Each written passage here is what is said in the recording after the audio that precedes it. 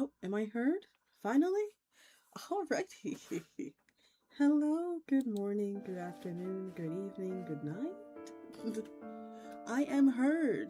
Yay!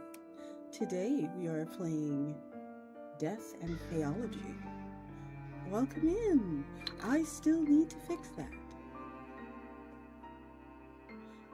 Today we are also joined by vertical YouTube. Let's hope this goes well. Can you guys hear the game?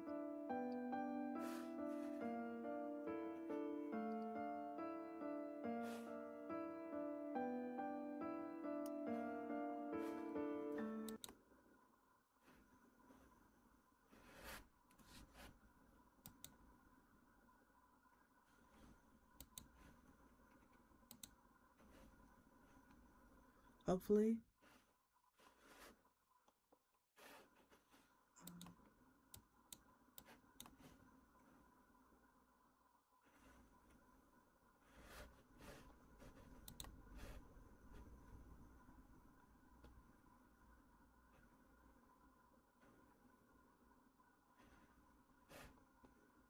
I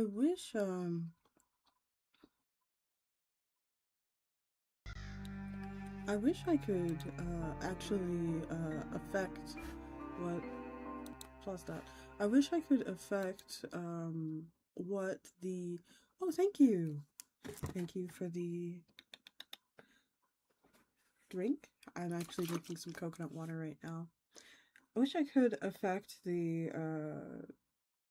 vertical chat vision. They can't really see me right now.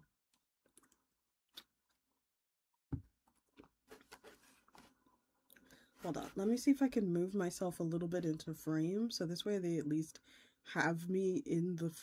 Like, I feel kind of bad.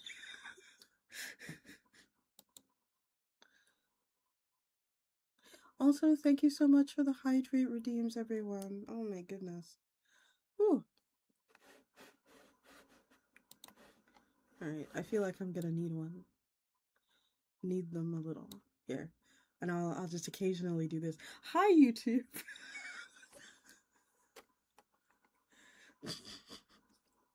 It looks like the ad break is still going on, so the morning ad break. So. Alright, let's get this out of here and move this around so I can actually see what I'm doing. Alright, so today we are playing Death and Faeology.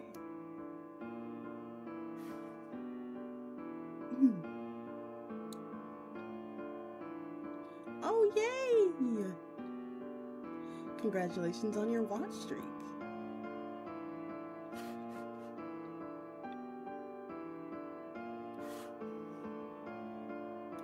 I think we can we start a new game? I think we should wait. Yeah, I think we should definitely wait. So how are you all this morning? Rather, evening? Might be evening for you all because some of you are humans, so your day doesn't start when the night begins like mine does. My day has been a lot of checking in books. There's supposed to be some kind of winter event that's happening in my area, so I've been checking in a lot of books lately. A lot of you have come by to return a lot of books, and it's been pretty nice catching up with a lot of you. I've also been doing a lot of recording, and the recording has gone...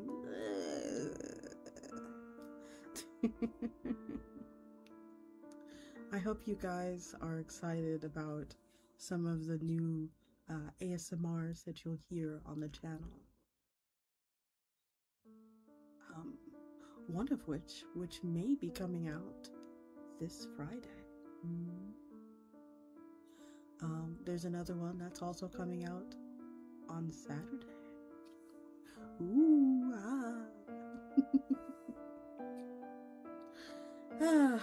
Either way,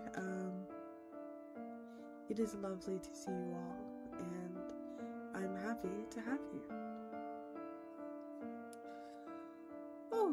If you don't know who I am, my name is Grimoire Index. I am a librarian vampire VTuber, and I'm here to entertain,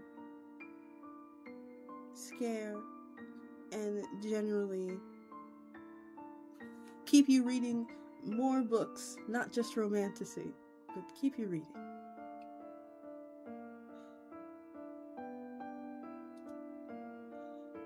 I could also say I'm here to titillate, but you know.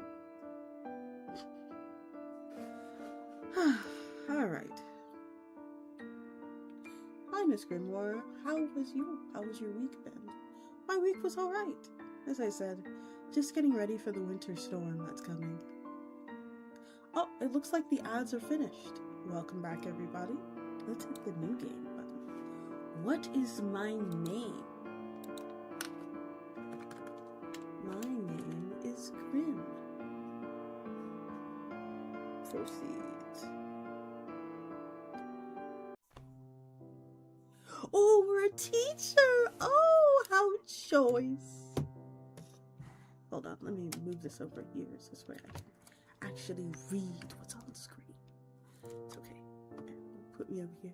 You get a cute little side profile of me. Hold on.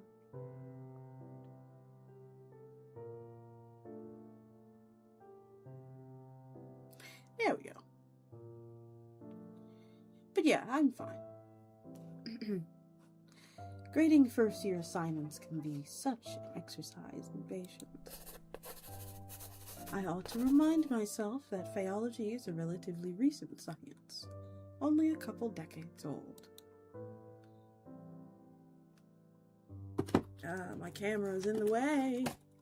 This university, the only Faeology university in the whole country, was just finished being built in 1905.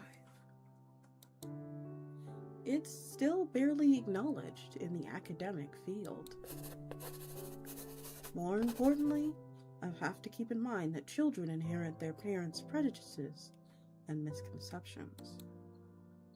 The human world has formed its own notions of fairies. Alas, I found myself unable to suppress a big sigh every time I read references to poisoned apples and ushering princesses onto eternal sleep. A reference to the coddling fairies. Oop. That was my phone. Give me just a second. A reference to the coddling fairies is one I can understand, since it was quite the sensation not too long ago. Although it would be clear in the eyes of renowned phaeologists that the photographs were mere imitations. A pity Sir Doyle was taken in by it. I ought to take a break. The grading session today has taken me quite a tangent. My beloved Oz. I suppose having a fairy companion does give me one advantage in identifying genuine fairies. I say a break is in order. Wouldn't you, Oz? Oz responds through trills that I have learned to interpret over the decades I've known them. The coddling fairies again? Yes, and Princess's eternal slumber due to poisoned apples. We don't care much for human princesses, but making poison apples is a rather easy feat. Shall I turn one of them into a toad in front of the whole class, to show that Fae folk is capable of much more than that? At the same time showing them that not all fairies are a friendly bunch. I can't help but chuckle at the thought of that. I believe some might just quit the same day if you do that. Besides, if other phaeologists get a hold of your existence, who knows what they'd do to you? Chances are high that those people will try to pin you to a corkboard and bisect you. I'd never let that happen. I've always appreciated you pursuing phaeology to ensure that. This is the least I could do. We've known each other since I was 7. You've saved me countless of times since then. Well, you could have let me bleed to death when you found me. I would never. I can hear a delightful melody of chirps, laced with a touch of whimsy, which make me feel a fad, just a tad fizzy. It seems even the laughter of a fairy possesses some magical quality. While you're on break, isn't there something else on your agenda this afternoon? Right, Mr. Henkel's letter.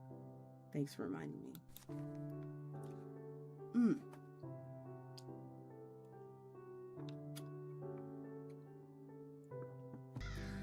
I retreat. Thank you. Also, hi, welcome in, Skydrill. Yummy. I retrieved a letter from my patron from a desk drawer. I lean back in my chair and read the missive aloud to myself. Dear Grimm, how long are you going to keep me in suspense? Will you or will you not accompany me this year to this year's Leo Gala? You could do a lot worse than forgetting your boring books for a moment in favor of whiling away an evening with champagne and canapes and invigorating company. And when I say invigorating, I'm not speaking of those old sods with deep pockets ready to be exploited by the way of funding grants for your research. I'm speaking, of course, of yours truly. Do write me sometime before Saturday. That's tomorrow's date, isn't it?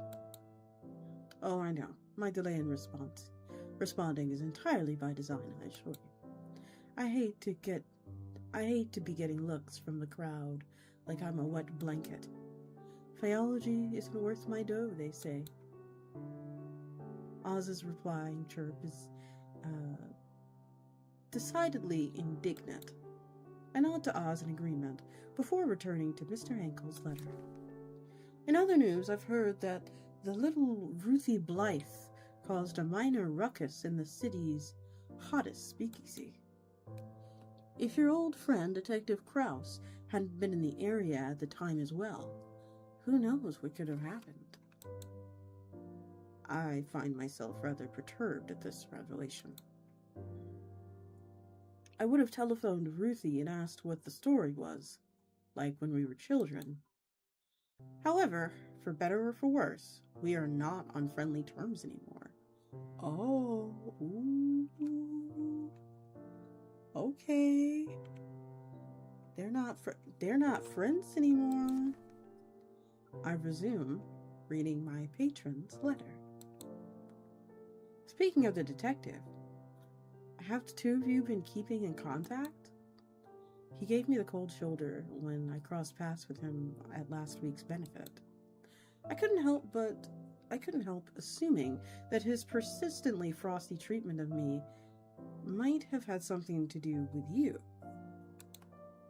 It's unfortunate that the extensive bonds you have with him should end in a rather bitter taste.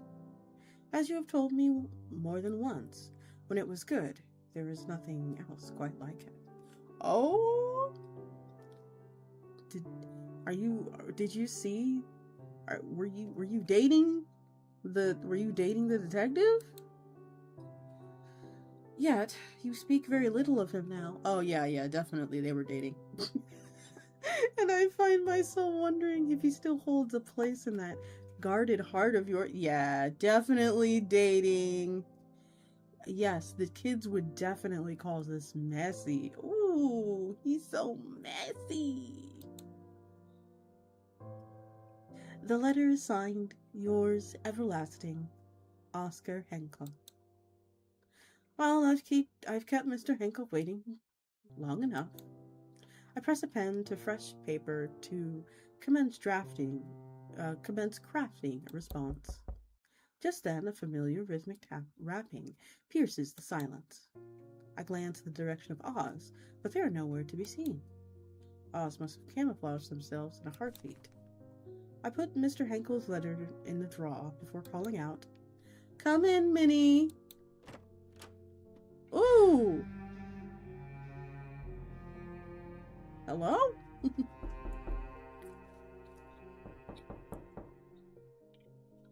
Who's knocking on my door?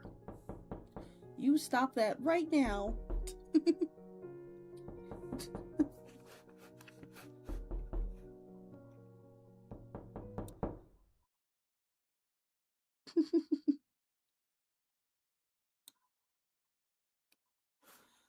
My assistant enters the office. The assistant with the cunty bob. She's like, uh. I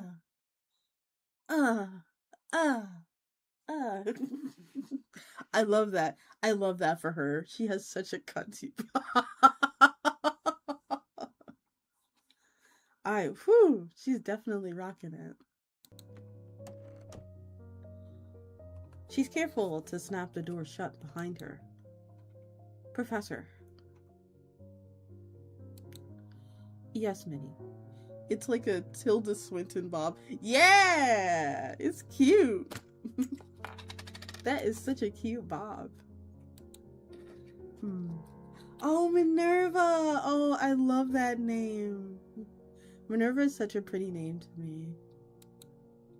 Were you talking to yourself again? That's right, you know me. I see. Sometimes I wonder what she must have thought while hearing the mumbling sounds of me speaking with Oz. But she knows not to poke her nose into things. One of the things I like about her. It also what makes her the bee's knees when it comes to being an assistant. I hate to be the bearer of bad news, but he's here. Who?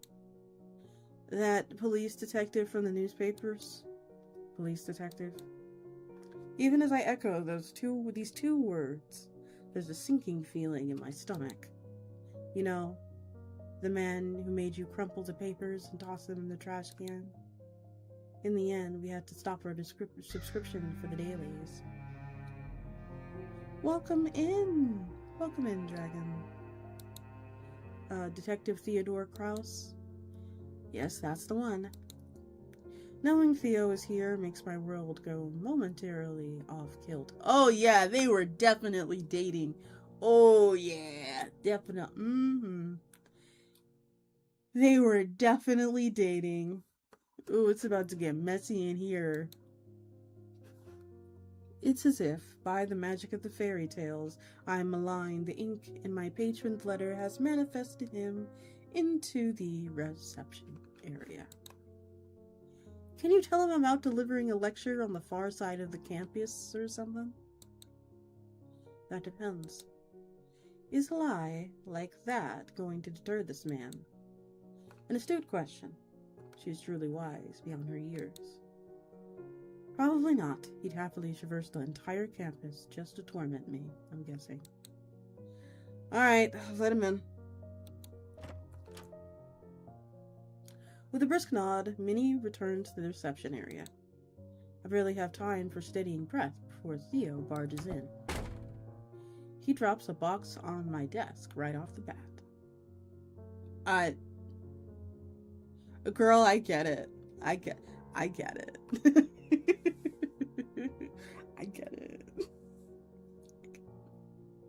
I get it. What is this? Why is he in my office? Well, look what the cat dragged him. Not even a how you do? What? Do niceties suddenly mean something to you? Oh, it was messy. The breakup was messy. The breakup was really messy. Oh no, the clipping command is broken again. I seem to recall you packing your bags and moving out without so much as a goodbye. Oh no.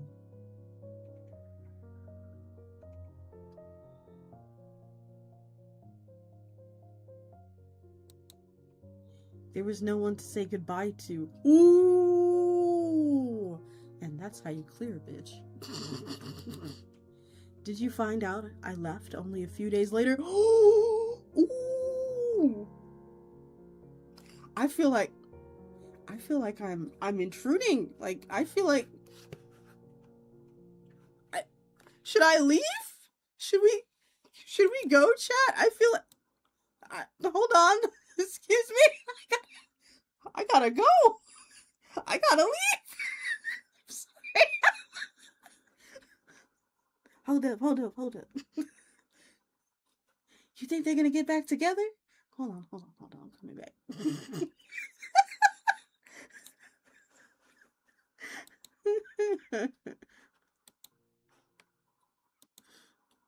At least it made it easier for you to leave, didn't it?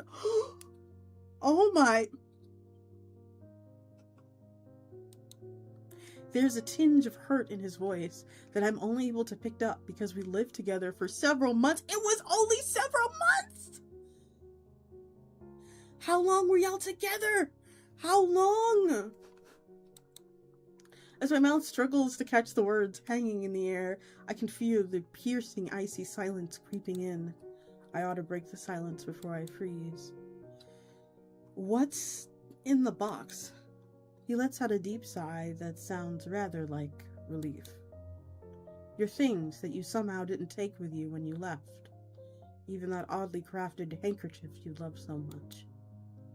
The handkerchief was a gift for you. Ooh. That's crazy.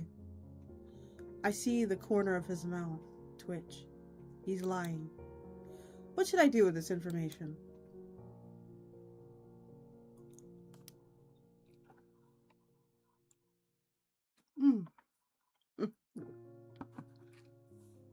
I don't know, baby. I think he just wanted to see you. I don't, like, how good was it? How good? Okay, chat. My readers. I hate to say chat, but okay, you guys. Do we reach out for the box to check? Or do we respond in disbelief? Okay, we've got to press X to doubt. Okay.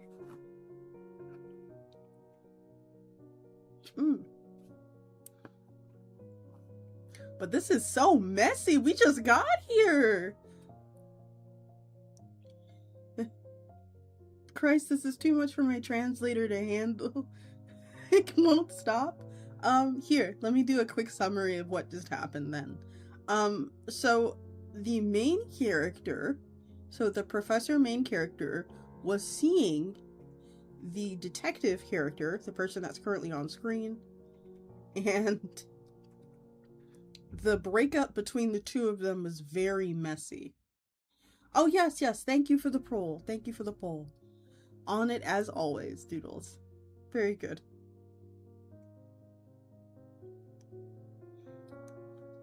But, yeah. 4 months of living together? I mean, they might have been together longer. Because, like, if you imagine being together with somebody for just, like, living together for 4 months, and then one day you don't see your spouse anymore. They, like, get up and ghost you. I would feel some kind of resentment too. But it seems like he didn't really value the professor when they were there. So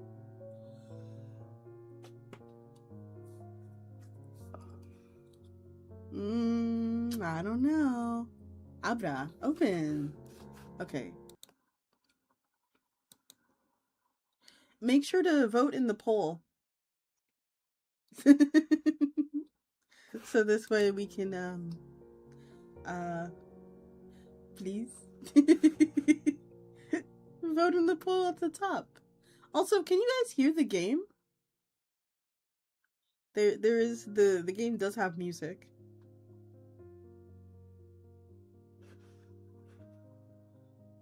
We love democracy. That's right. We love democracy.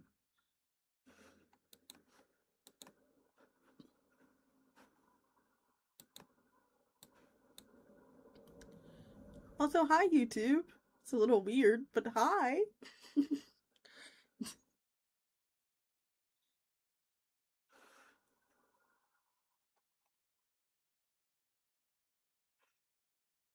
I wish I could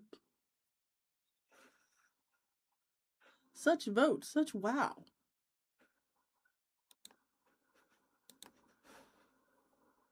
Okay, it looks like we are responding in disbelief. I don't believe you. I declare my disbelief while crossing my arms. He stares at me impassively, then scantly shrugs in acquiescence. Well, he saw right through me. There's no way those things would fit into this box. Oh! Messy! I threw it all away after you vanished. Right after you vanished. What the He's a dick. Girl, I'm glad we left. He says with a subtle squint of his left eye, another lying tell of his. Oh, okay, now he kept it. I can't help but sigh at his antics. Of course you did. So, what's really in the box? Want to take a guess? I do have an idea. Knowing him, he'd sooner face the whole Al Capone gang by himself and take their bullets before coming to visit me. This must be way more important than our poignant history. Case evidence. I've seen boxes like this one before, but never one quite so large. It's a really big case, isn't it? He nods. The biggest of my career. And to come to me, of all people, you must be at your wit's end about this. He looks away, if trying to hide how galling the circumstances at hand are. Truth be told, I'd rather face the whole Al Capone gang and take their bullets than to have to see you again. Gee, that stings a little. So why would you... Hold on a minute. Do you think this has some sort of connection to fairies? He flicks his tongue in exasperation. Oh my. It seems I've hit the bullseye. We stopped talking about fairies at some point when we were still together. Those talks always led to a heated discussion and then into arguments because nothing I could say could change his skepticism towards mystical beings. This certainly is the chance to tease him about it, though it might be unwise considering the emotional peril he must have gone through to get here. What should I do next? Alright, are we calling him out because he doesn't believe in fairies, or are we going to ask him for more of his thoughts? I know what I want to pick. Because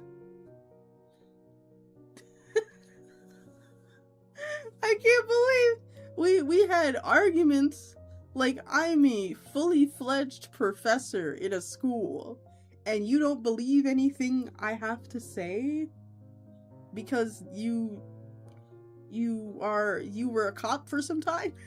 Like, I don't know. I feel like we should tease him. I'm gonna tease him.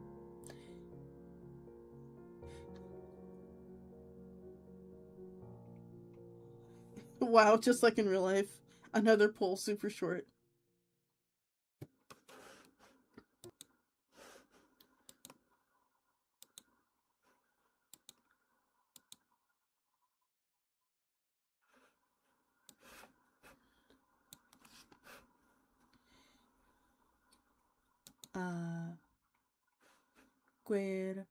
Queremos caso.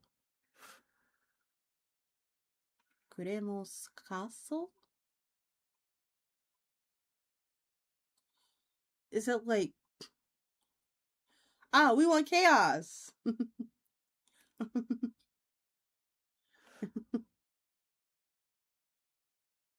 The dunking is unanimous. Let's tease him. Oh, this must be killing you. Mr. I don't believe in things I can't see. Get him. He lets out a loud and sharp exhale, this time with a touch of indignation.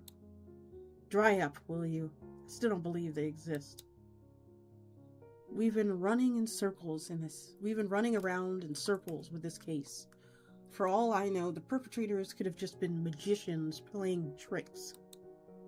But then I remembered the crazy stuff a loony, formerly betrothed, told me, and my hunch got stronger. Formerly betrothed? Y'all were... They were... Ooh. They... It's getting worse. It's actively getting worse. Do you hear the voices too? I feel the warp overtaking me. It's a good pain. There'll be a kid next, right? Or like a dog? Exactly. Ex-fiancé! Ex-fiancé!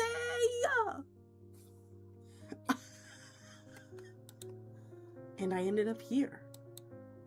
It seems like I touched a nerve. He must have been under a lot of pressure if he talks a blue streak like this. The case must be beyond big.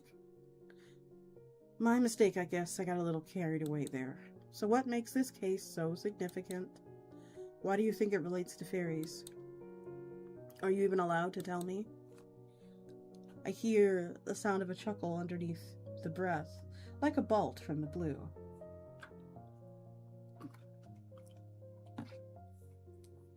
Brad Pitt crying in a dessert tear. For a brief moment, his gaze on mine seems to revert to how it used to be. Oh? Until the seriousness returns to his face. First things first, since I'm leading the investigation, I do have some discretion on what details to divulge and to whom. That is, if the confidant can bring value to the investigation. And I've known you for a fact that you can be discreet. Still, I must ask for your sworn secrecy on this matter. You got it. So tell me about the case. Why does it seem to be of paramount importance? It's a multiple murder case, potentially perpetuated by a single culprit. The victims are chiefly middle-aged women, residing on the north of the city. They're from old money families, the type that make regular appearances at high society events. I see. No wonder you're all tensed up.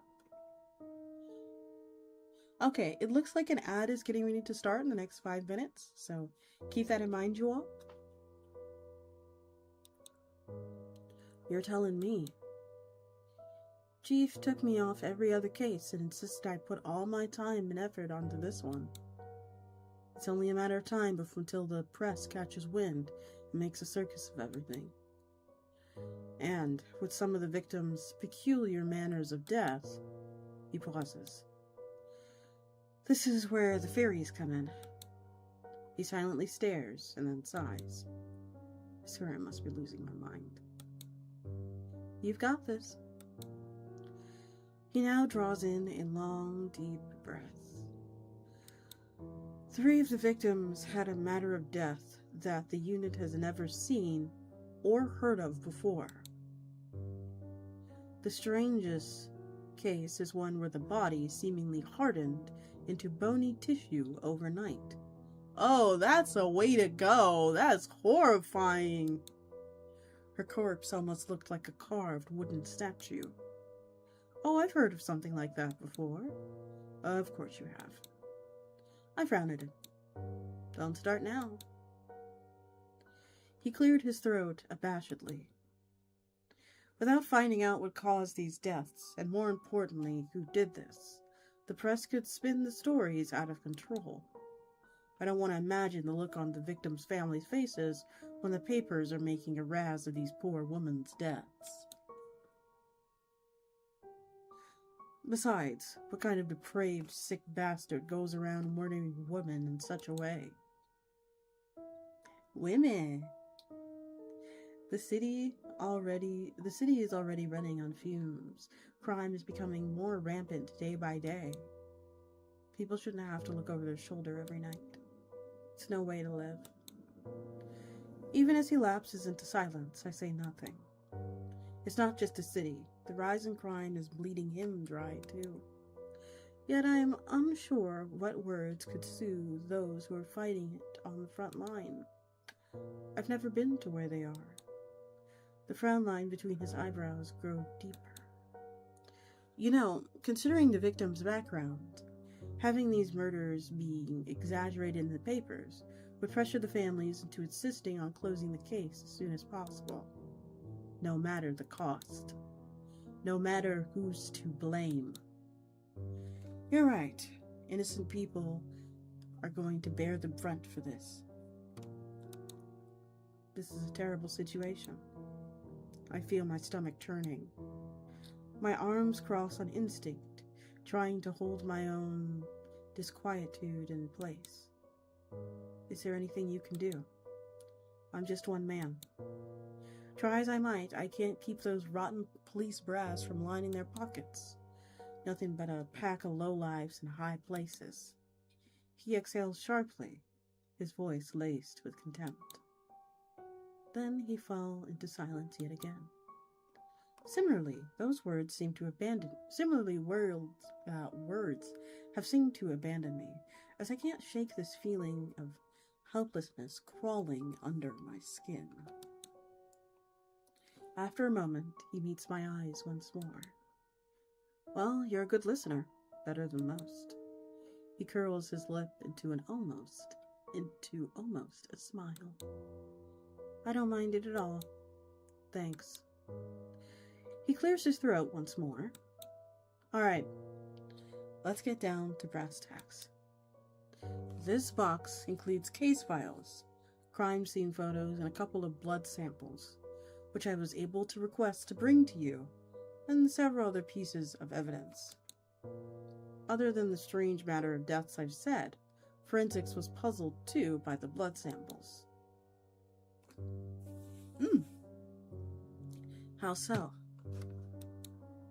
One of them doesn't contain iron. That's interesting. And that's where we'll stop for a second to just kind of stretch a little bit because the ads are running. And of course, if you want to dodge the ad check that's coming up right now, consider becoming a ghoul, ghost, or ghast. They don't have to deal with ads because they work here.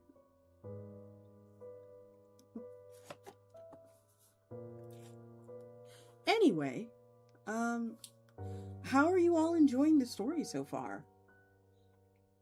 It's definitely messy.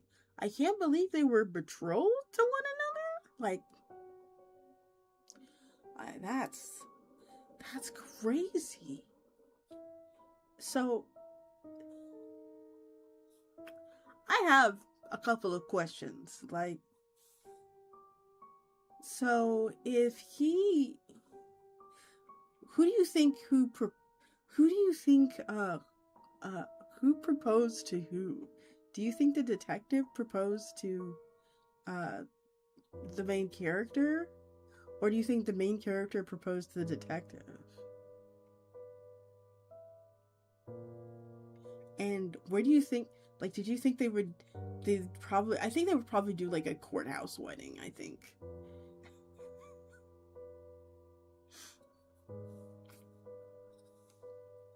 Yeah, I reckon the detective definitely proposed to us. I didn't know. Sorry about that, guys. I had to move my camera over.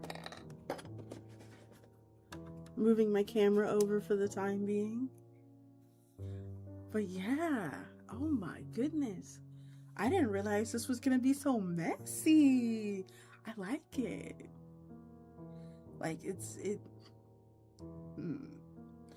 I wonder what happened. Also, is it dying, having the cartilage in your, your bones,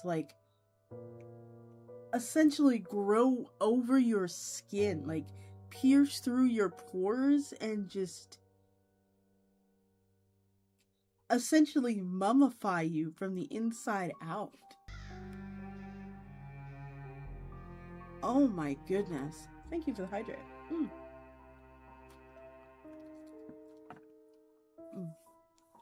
I have an SCP similar to that. Oh, wow. Thank you for the hydrate, Vadim. I need to get some more water. Sit my butt down. Alright, while we are on the ad break, I am going to turn on the kettle so this way I can get myself some more tea. And yeah, I will return momentarily. Be good to one another. Okay? I'll be right back. I promise. I'll be right back.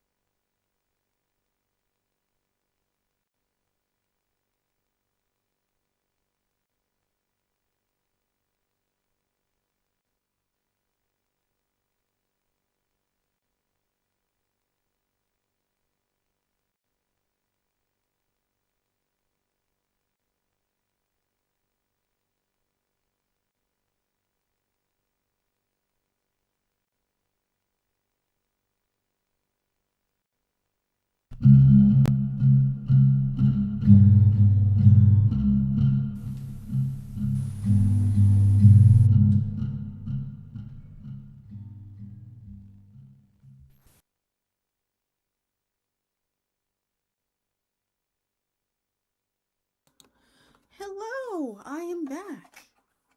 Sorry about that. That being said, where did she go? Why did she disappear every time I try to update my translator? It's a conspiracy. I am dodging the translator.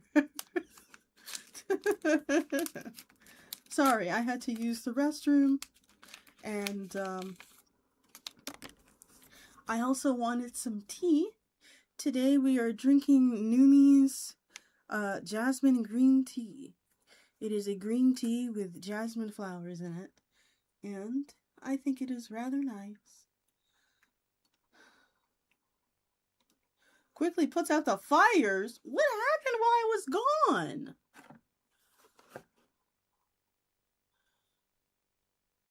Reopen the lake? What the heck? What is happening? What? You all were planning on... Hold on. You all were planning on reopening the lake and setting fires? What? You guys...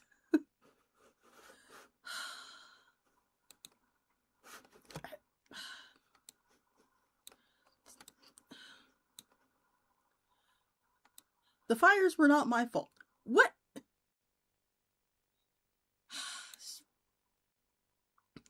I don't care whose fault it is. Like, it's still on fire, right? What? Why is it on fire? It doesn't need to be on fire. Hold on, let me move a little bit closer to the... YouTube, can you believe this? They're setting stuff on fire over here. Ugh.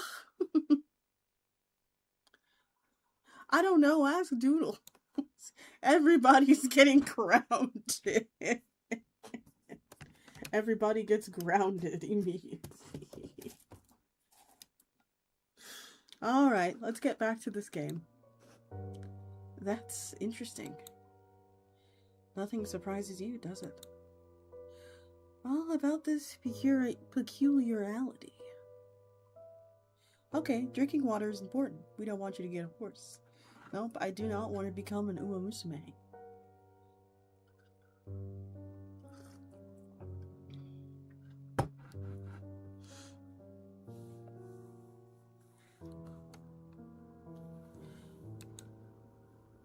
I'd bring up something from my fairy books, but you'd always find a way to deny it.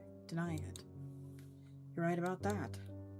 I'm still investigating the possibility of unknown drugs or poison that somehow causes these oddities.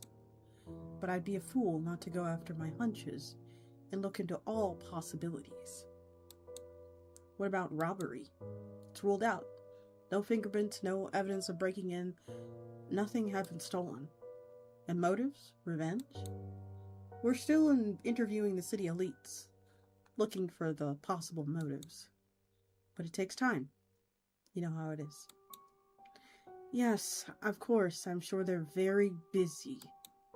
Speaking of city elites, I know people who can be very helpful in getting some inside information. His expression turned sour at full tilt. Who, that man? Yes, I said people, but yes, that man would be particularly helpful in this instance, in this matter. He scoffs brazenly and doesn't even try to hide it. Even at the first meeting with Mr. Ankle, there was some explicable tension between the two. Theo said there was something about Mr. Henkel feeling off, and he always hated it when I had something to do with him. Oh, was he jealous? Oh, he was jealous. He was jealous. He was jealous. He was jealous. He was so jealous.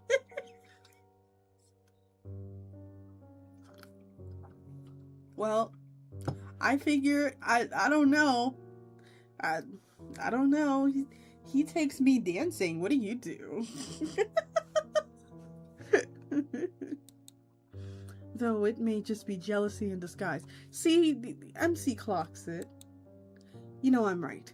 Even if he's barely in the newspapers, he's most likely at the pinnacle of high society.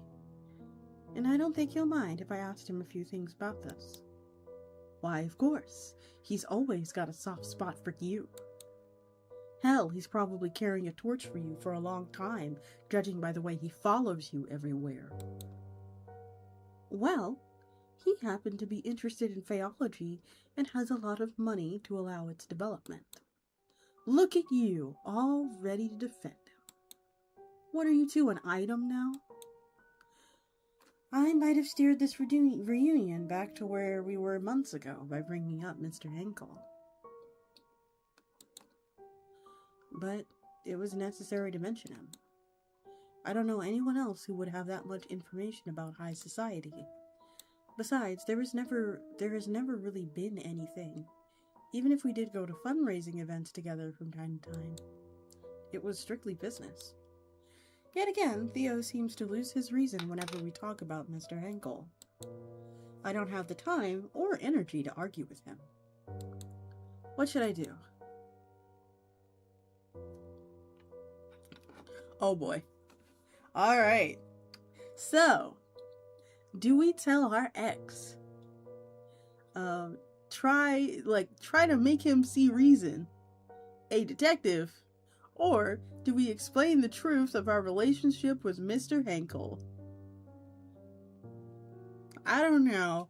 I don't know if he deserves that, honestly, because I mean, he's our patron. Like he is actively paying for my graduate degree. I don't think it's any of your business. Mr. I can't come home on time. Oh.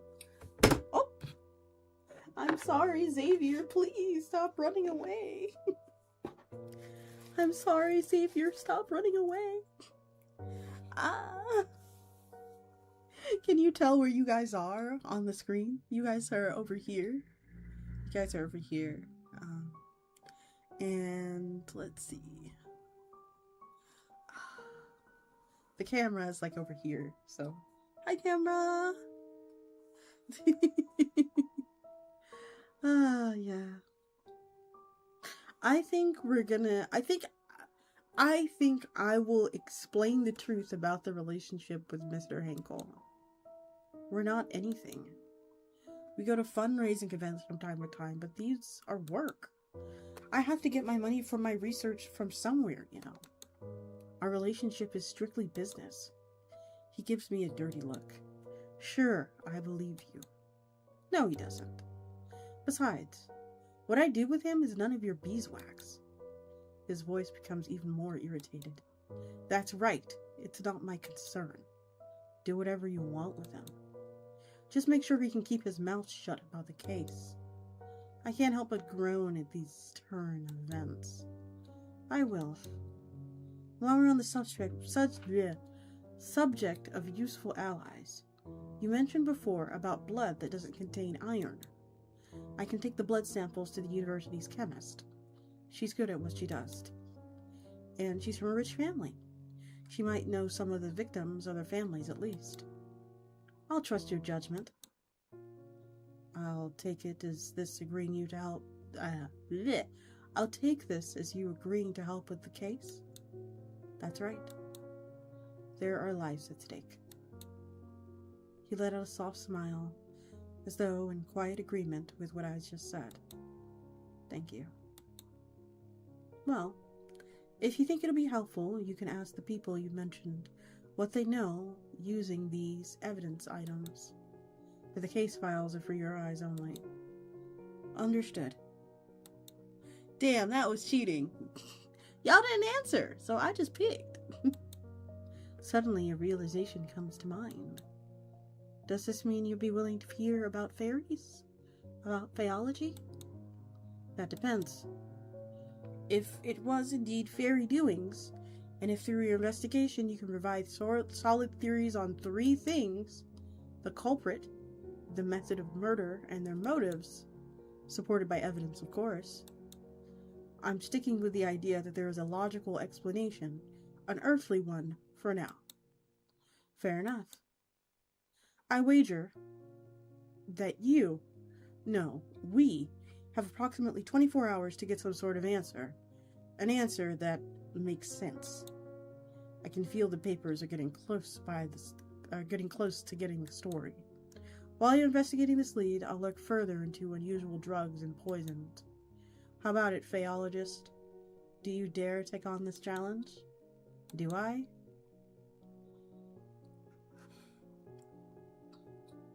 I think I'll say I'll help, even without being challenged.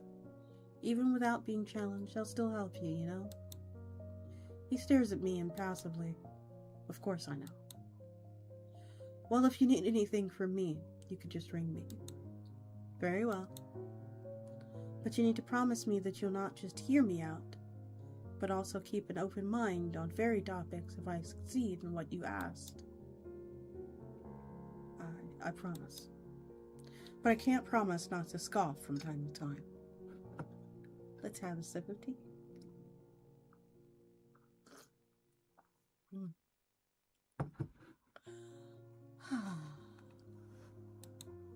That's good enough. I ought to get going.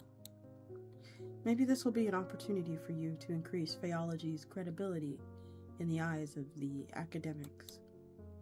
Maybe. Seems like some detective has been following the tiny part of Faeology in the newspaper. Says you.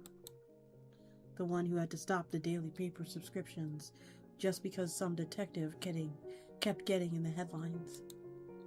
How do you... Before I could finish, he had walked towards the door and opened it.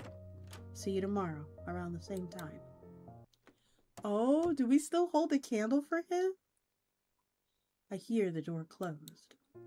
Hey! I exclaim with a hint of frustration. I need to dip for a second, won't be long. All right. Take your time. After some thought, I realized he must have noticed the missing newspaper on my desk and my assistant's. Reading papers was part of my daily routine when we were together. I could only shake my head in disbelief.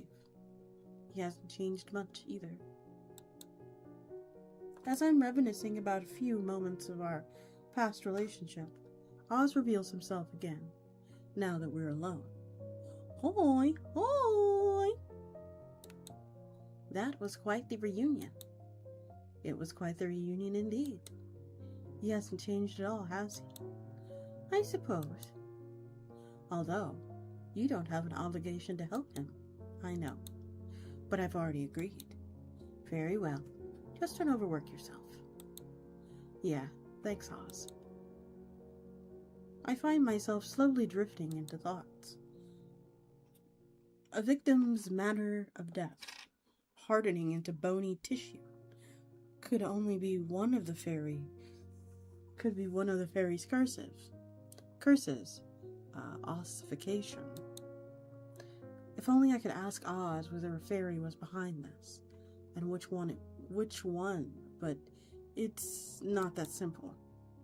Even if they are my longtime companions, fairy have their own rules about exchanging favors, and are very secretive about their land, too. A favor like that doesn't come cheap.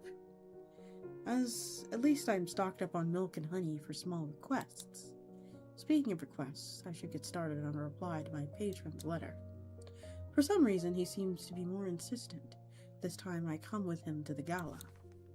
I retrieve a paper and pen, and mumble to myself as I write. Dear Mr. Henkel, I hope your recent forays into high society have proven more fruitful than they have been. Should I be hyperbolic? Well, should I be hyperbolic, you guys? I don't think I should be. I think I should be realistic. More fruitful than they have been in the half-decade or so you've been alive. Believe it or not, I have been considering whether the merits of you trying to impress the wealthiest folks of the city outweigh the obvious indignities. He first brought up the possibility of my accompanying you to the annual Laios Gala in a couple of months, and I'm still weighing my options. How do I want to play this? Ooh, let's be coy. I like it. You shall know my answer definitely if you find me on your arm on the evening of the event. About Ruthie, I cannot say I'm surprised to hear about her latest flirtations with disaster. Since we were both toddlers, she has frequently found herself in trouble. Her fiery personality doesn't help her get out of quarrels. I'd love to telephone her and ask her how she's doing, but we've drifted apart a long time ago. Nevertheless, I'm glad to hear that Theo was there to smooth things over for her. Now that I've arrived on the topic of Theo, or Detective Krause, as my patron prefers, I suppose his query was never meant to uncover whether I still care for Theo. How shall I answer? Ooh, do we still like him? Or are we still down bad for the detective? Are we still? I don't know. I think it's complicated. I personally think it's complicated, or rather, it seems like the character is actually, because I feel like it takes a lot to be betrothed to someone, move in with them for 4 months, and then just disappear, like ghost disappear. So I think he and I are old news is old news. Because genuinely, I think it takes, like, you would literally have to be, like, the most inattentive person possible for you not to notice the warning signs of your partner pulling away from you, packing, doing all of this stuff, and then the next day, like, they're gone, and you don't see them anymore. So we are definitely gonna go with he and I are old news. As for Theo, I've long since stopped dwelling on him. I thought of him and I as a relic of the past, and I no longer feel regret on having ended it when I did. Upon signing off, I sealed the letter with wax. I then turned towards my trusted Fae. Oz, can I please trouble you with something? You want me to deliver this letter to your patron, don't you? Indeed, time is of the essence here. As always, please take care not to catch anybody's attention. You'll see it by tomorrow morning, I'm sure. It would be my pleasure. Thank you, Oz. I'm off. I'll see you later today. I watch as Oz flits out of my office window and vanishes. First option. Okay, well, next time when we do it again next time, we'll pick that one. Once the Fae is gone, I call my assistant to my office. Yes, Professor. Hold 1 second. I rifle through the contents of the box. I extract the blood samples that Theo mentioned. They appear to be stored in test tubes. Would you mind asking Dr. Radford to analyze these blood samples? I'll do that, sure. As I hand the blood samples to her, I notice she looks like she wants to say something. Over the 2 years we've been working together, I've picked up on a few of her tells. What is it, Minnie? How'd it go with the detective? If you don't mind me asking. Oh, not at all. He's the same way as always. There's lingering beef, of course, but we've sort of managed to put it aside for something more important. He has brought me a rather significant case that he suspects might have had some supernatural elements, as hard as it was for him to admit it. Oh. Good for him. I can't help but grin at her remark. I'm glad it didn't end in a shouting match, at least. Yes, me too. I'll deliver the blood samples now, Professor. Thank you, Minnie. Minnie hurries out. I'm alone in my office again. Remembering the conversation about the case, I'm suddenly engulfed in an inexplainable, eerie feelings. I should start the investigation right away. Ooh! Drag and drop an item from the inventory to the desk. Select an item in the records and then press the icon to open up the inspector and read the insights you've gathered. Hover the magnifying glass above an evidence to access the information and see the details in it. Use the black light to see invisible things. Read the encyclopedia to gain additional information. Press the button to end the investigation.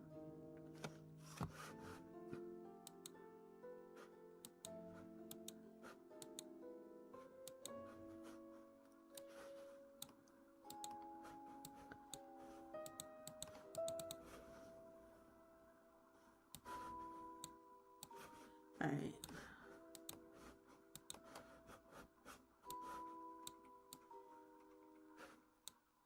Name: Audrey, manner of death: hardening into bony tissue from afar. The corpse looks like a wooden statue. Time of death around 1 p.m. Victim profile: an affluent, middle-aged woman in the city. Police report: the victim reported hearing strange sounds and seeing shapes and phenomena in the days immediately preceding her death. Hey, could you check your DM super quick, please? Sure, not a problem.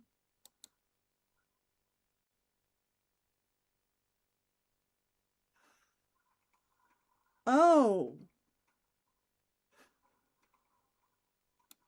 I'm so sorry. Please take as much time as you need, okay? You can, if you need to, leave, for the night. I do not think anyone would be,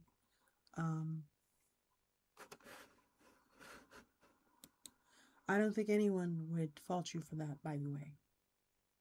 But, please take as much time as you need. And my condolences.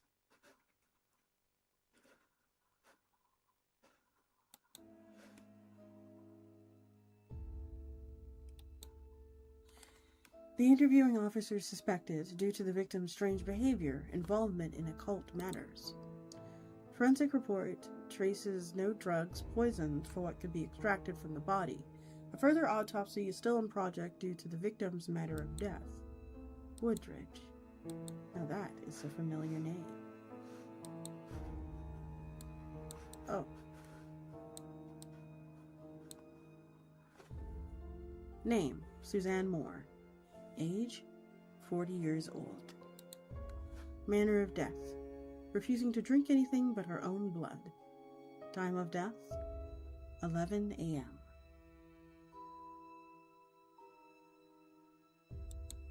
Victim profile: an affluent, middle-aged woman in the city. Police report: the victim's mother reported, particularly that the victim was acting erratically and saying strange things. Forensic report: despite the manner of death, there are no signs of dehydration or hemochromatosis, no traces of drugs or poisons. Blood type unknown. Other blood-related investigations are underway. Note: blood does not contain iron.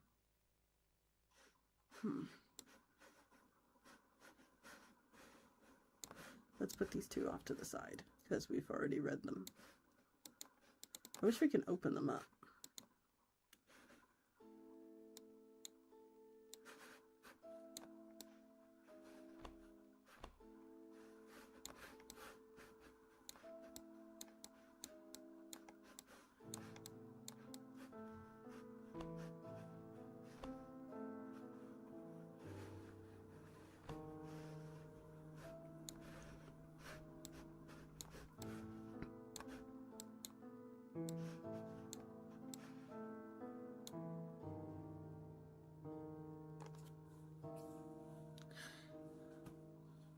Some phaeologists have applied Darwin's theory of natural selection to Faekind by putting them in the same genealogical line as insects, especially the Lepidopodonterra group, which includes moths and butterflies. This is supported by their similarities to each other. Beneath a special black light, some species of butterfly can glow by having a chemical known as phosphorus, which fairies also have. The similarities of Faekind to insects, as well as birds and others in the animal kingdom. Oh, did I hear a crow?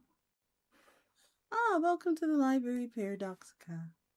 Welcome in. Hold on, let me pull up my stream labels. I am so clumsy. Welcome in.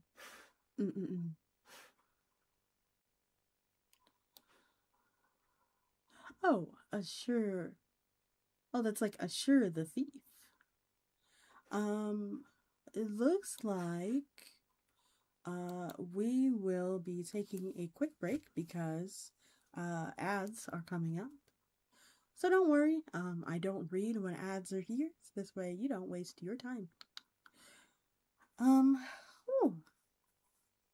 Let me take a sip.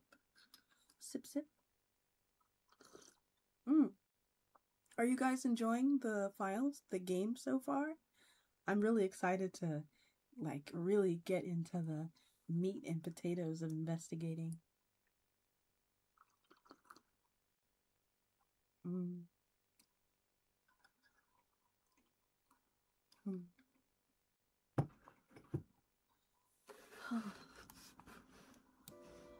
Let me put this over here for now. And let's, you know, every good detective or every good, you know, sleuth, every good sleuth has a certain way of, you know, making sure their stuff looks nice on their desk.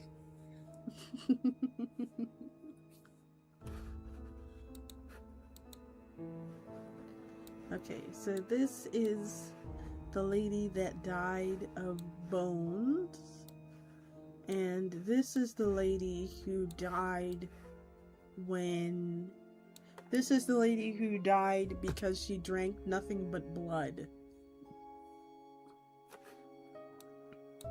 Let's see the other ones. Oh, this looks like a lady that she ate her fingers? Did she eat her fingers, maybe? And this one looks like she swallowed something she wasn't supposed to.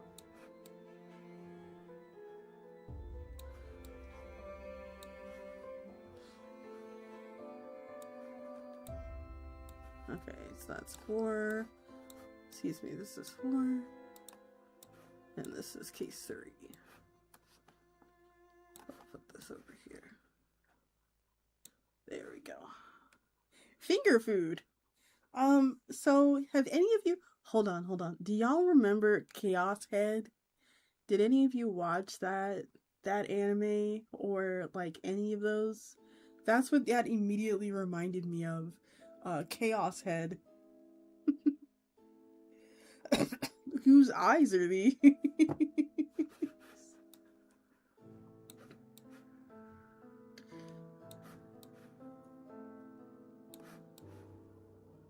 I remember playing the visual novel and it was crazy.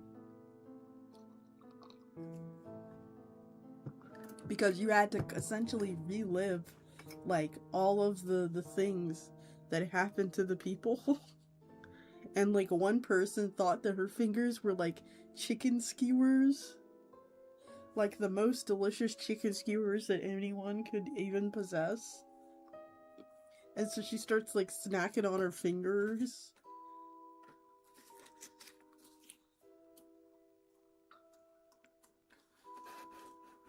It's finger licking good. Oh no.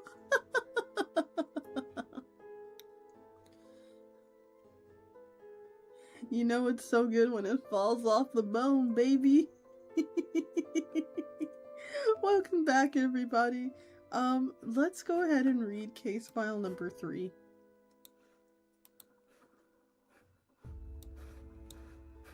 This is case file number 2. Balbe. We need case file. Nope. We need case file number 3, please. Thank you.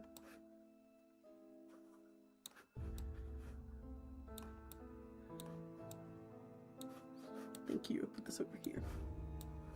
Case file number 3. Can I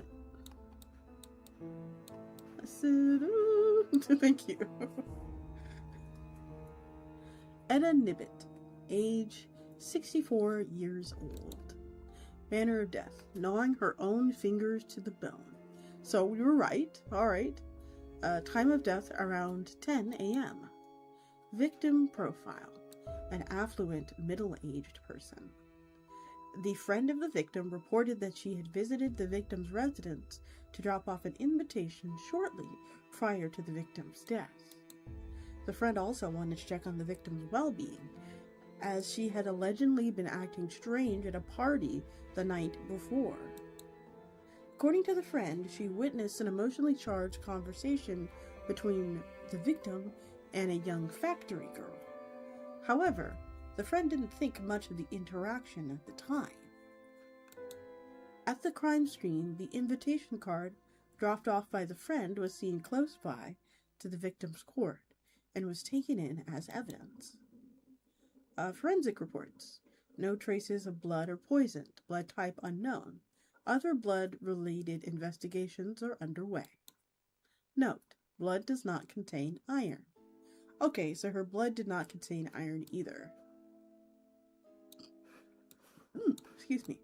And finally, let's do case number 4. Name: Mary Hatcher. She's 19 years old. Manner of death. Death from shock from arsenic poisoning. Oh, okay. So this person was finger food, iron thief for the factory? Yeah, I don't know. Like, it's a little weird, isn't it? Time of death was around 6 p.m. Victim profile: a young factory girl.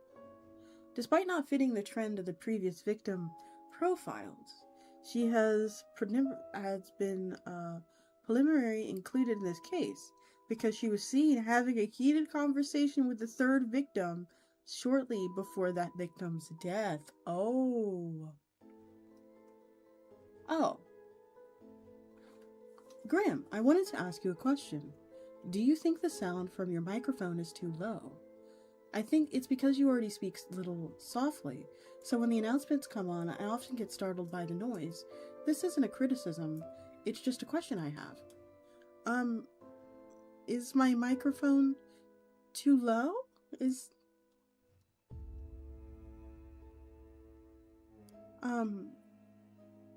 I didn't think my microphone was low.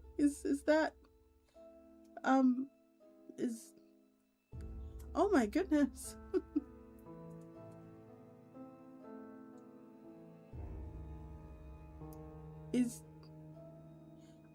I will ask everyone, is my microphone a little low, guys? Here, I can turn it up a little bit if that's what you guys like or need.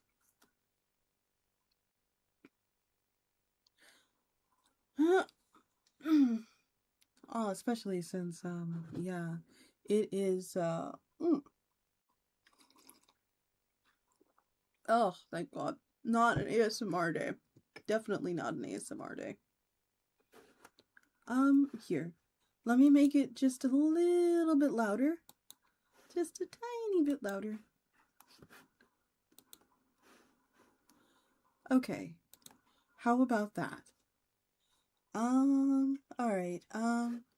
Maybe we could do just a little more. Let's see if we can push a little more. Okay. How's that?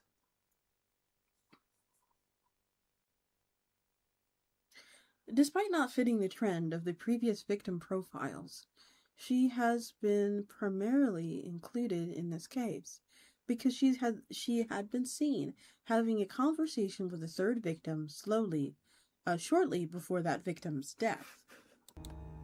Police report. The victim's father described her as not acting like herself in the days before she had passed. Shortly before her death, the victim was visited by the police again. According to the interviewing officer, she seemed on the brink of confessing something when a look of terror suddenly crossed her face. She then appeared to change her mind.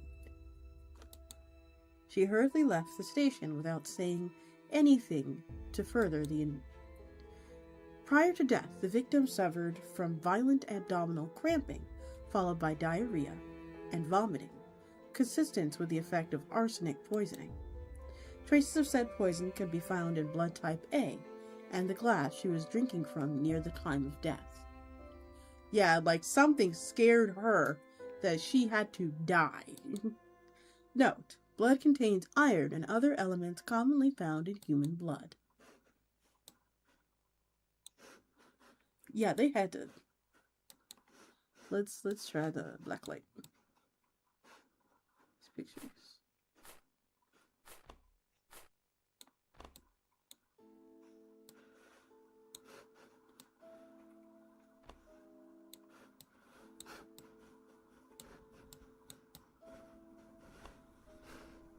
Okay. Check finger food. Yeah, there's nothing here. Let me put this back for now. Let me put these back up here. Alright. Okay, this is the fourth victim's crime scene. Poor girl. It's a cruel thing to see youth being stolen so abruptly. This is the third victim's crime scene. Her fingers. I've seen corpses before, but never like this. There's another strange thing about the fingers.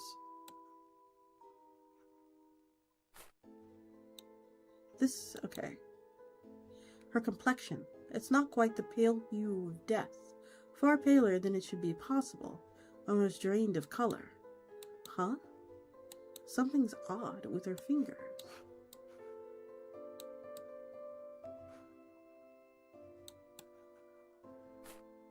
This is the first victim's crime scene. This is the first time I've encountered something that could be ossification. I feel sick to my stomach. No one deserves to die like this. There's something odd with her fingers. Wait, hold on.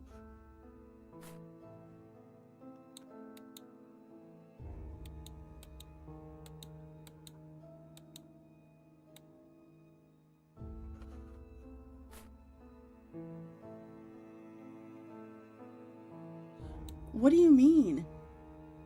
What do you mean there's something odd with her fingers? I can't tell. It improved. Okay, that's good. I'm glad to be a little bit louder for you guys.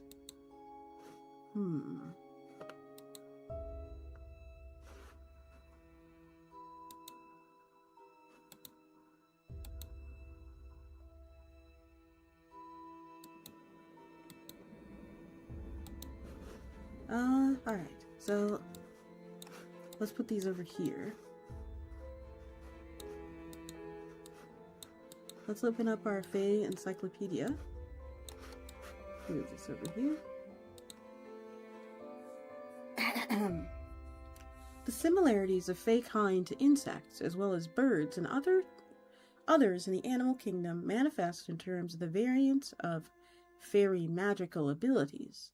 One magical skill is possessed by some Fae is transfiguration, which is similar to metamorphosis. Wielders of transfigurative spells can make themselves or fellow Fae take on another form, appearing human. Many high Faes have heightened their powers of suggestion through emission of toxins capable of causing hypnosis or illusions. Although quite rare, some high Faes can transform into living beings into solid objects, can transform human beings into solid objects, such as stone or bone. Another example of Fae magic is invisibility, which is similar to camouflage. There might be other types of magical powers that have not been yet documented. Fae factions and conflicts. There are two main factions of High Fae, the Scribes and the Warrior. The Scribes are known for their defensive magic and their intelligence. The Warriors are known for their power and their offensive magic. Meanwhile, the Low Fae faction is comprised with Fae with limited parasitic magic. They are wildly malign species that look to consume human blood, hormones, and even souls. The history of the Fae class conflict is not very well documented. It appears that there are quarrels between these factions, as there is a certain level of disdain for the other factions. However, disputes also occur between fairies of the same faction. Nevertheless, both factions of High Fae deem parasites despicable Low Fae due to the limited and parasitic nature of their magic. Blacklight. All fairy kinds seem to be weak against iron, although a small amount of iron, such as in meat or blood, doesn't seem to ward off fairies. Historically, cold iron was often forged as weapons and used to repel fairy magic. This intricate use of iron, combined with physics and chemistry, is applied by Faeologists to develop a special blacklight to distinguish and detect magical essence from three main types of Fae. Beneath the blacklight, the scribe magic appears to be blue, warrior magic appears to be red, and parasitic magic appears to be purple or violet. Okay, so remember that, guys. So red is the warrior clan, blue is the scribe, and purple is the parasitic clan, or the lowborn, if you will. Sustained blacklight illumination on an object imbued with fairy magic may reveal intricate details about certain complex spells. The Scribe Fairies. The Scribe Fairies are High Fae who are capable of expressing benevolence and kindness that is similar to human kindness, and they tend to be friendlier to humans. However, this kindness is only shown in the form of favor exchanges, and they do not go out of their way to help others like human would. The scribe magic that assists humans is contingent upon the favor that humans deliver to them. For example, some scribe fae may use their magic to give blessings to humans who have done very special favors or boons for them via inheritable invisible markings, such as sigils or birthmarks. These blessings can last through generations. The rumored Fae-touched bloodlines have become wealthy and powerful through the decades that they have been favored. However, they may also use their magic as a curse, and sometimes even deadly. If they feel offended or insulted, some scribe fairies are also prone to pranks and mischief when they are bored. Warrior fairies. The High Fae of the warrior faction frequently reside in groups and are territorial. They are protective of their troops and tend to be unfriendly towards outsiders, especially if they come from the scribe faction or if they're human. They will smite anyone who interferes with their group. Humans entering their territory, even if accidentally, may face elimination through the warrior's offensive magics. Although fairy warriors typically remain with their own kind and seldom virtue beyond the boundaries of their fairy realm, they are known for their aggressive temperament and volatile disposition. Caution is strongly advised when encountering and interacting with these beings. Parasitic fairies. Okay, I have no idea. Where are the people who know English right now? I mean, I am speaking English. Are you okay? Do you need help? What's going on?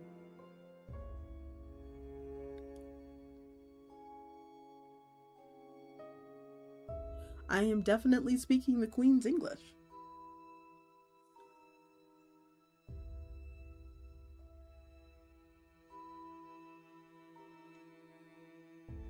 Fairies with limited magic consistently need to feed off of other sources of energy, mostly drained from humans, such as blood, hormones, emotions, and life force. However, the mechanisms and rates at which the drainage process occur are greatly varied. Notable incident: changeling. These are some unconfirmed rumors that some high fae like to capture humans and bring them into fairyland for purposes such as forced reproduction, servitude, ritualized combat for their amusement, and so on. The fairies leave changelings behind to mask their absence. A changeling is composed of several fae, typically of the parasitic type, magically transformed to look almost exactly like an abducted human. Due to the complexities of fae magic required to create a changeling, the enchantment almost goes awry. Abnormalities are common among changelings. They include an extra finger or an extra toe. Nearby heat conductors, such as metallic objects, also have been known to repel or warp the magic, creating changelings. Okay. I knew I shouldn't have skipped English classes in elementary school. Oh no! Are you having trouble keeping up? Would you like a quick, refresher? So, slowing down a bit, this is the case where these four women, so this one, and this one, have all died. What we're here to do today is we're here to figure out how they died, what killed them, and kind of why they died. And if any of that had to do with our fairy, being a fairy.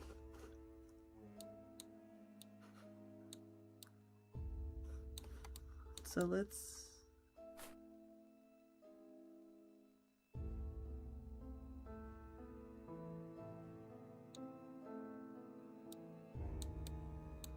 Okay, I don't think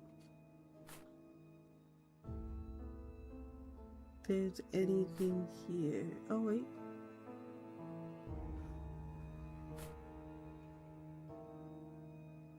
I don't think there's anything here right now, so I think we're good.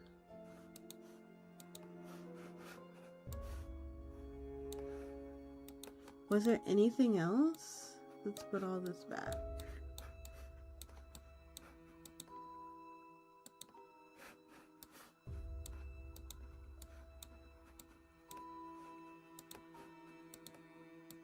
I think we got everything. Yeah, I think we did. Confirm. Hello. Ah, welcome in. A knock on the door makes me glance up from my desk. I realize that the sun is set while I've been absorbed in the investigation. Come in. My assistant enters the office. Dr. Radford has arrived to drop off the blood samples, and she wants to talk to you. Already? Yes, she's just out the door. I must say, I'm pleasantly surprised at her work speed. Alright, send her in. He nods. She returns to the reception area. Dr. Florence Radford enters. It has only been 3 years since she has worked at this university, but she has proven her reliability more often than not. Good evening, Professor.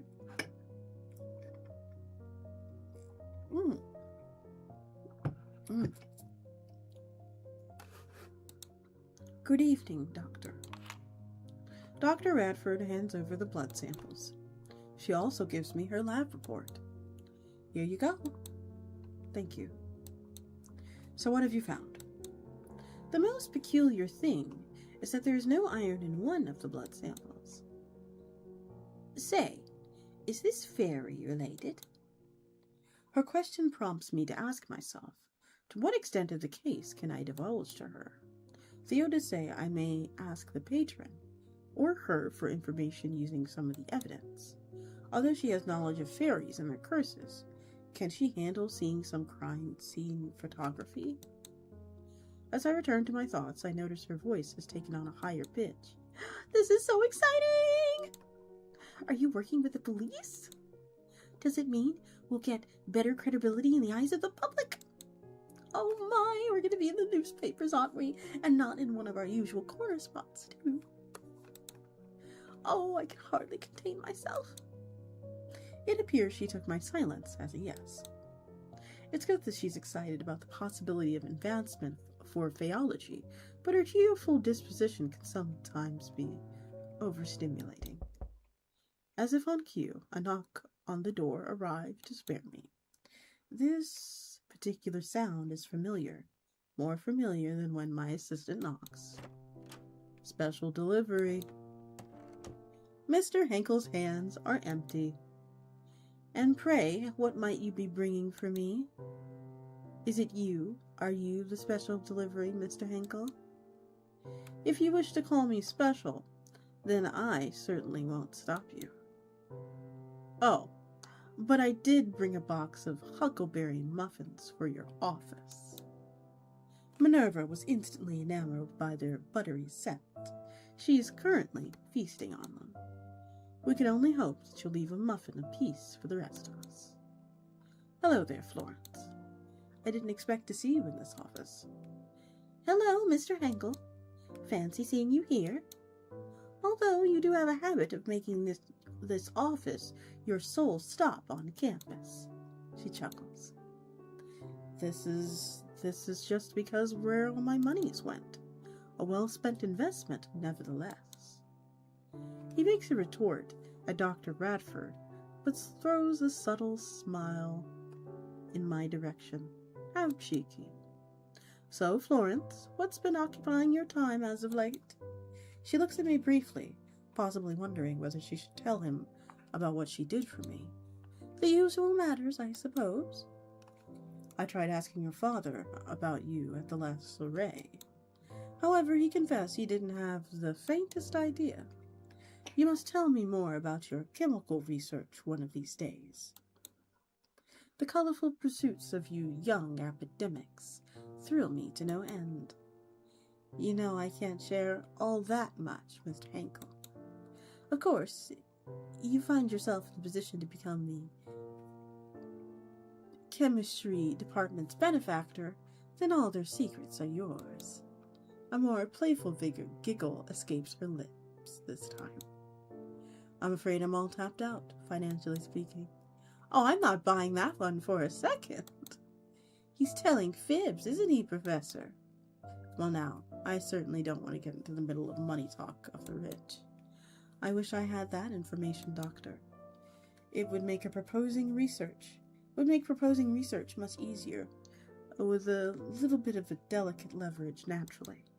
Mr. Henkel laughs in amusement. I feel like I should ask the reason he's here before this conversation takes an odd turn.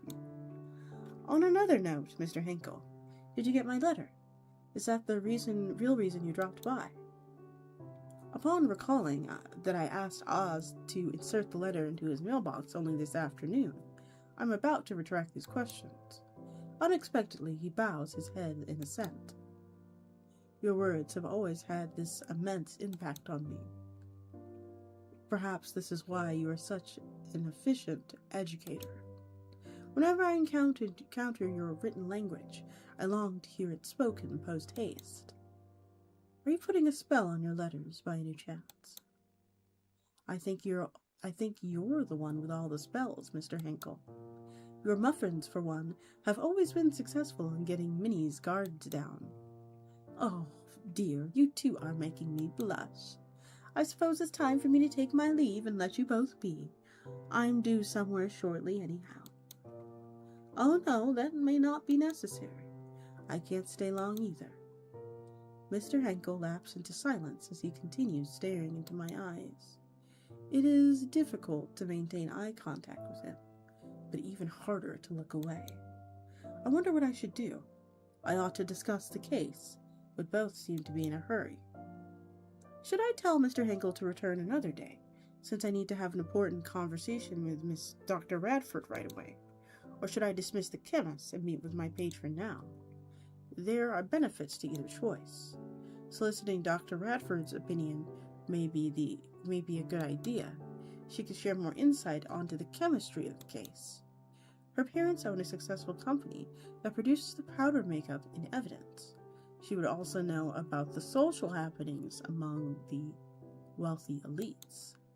On the other hand, Mr. Henkel is also a viable candidate for an interview. His connections with high society know no bounds. Everyone seems to know him one way or another. He might even know things that Dr. Radford does not.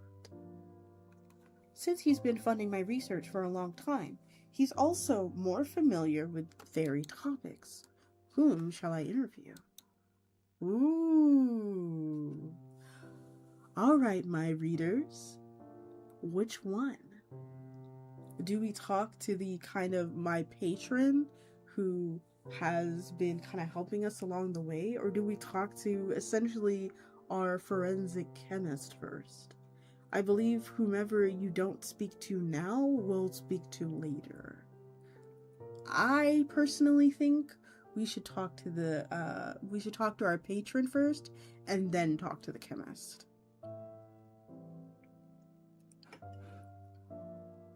Let's have a sip.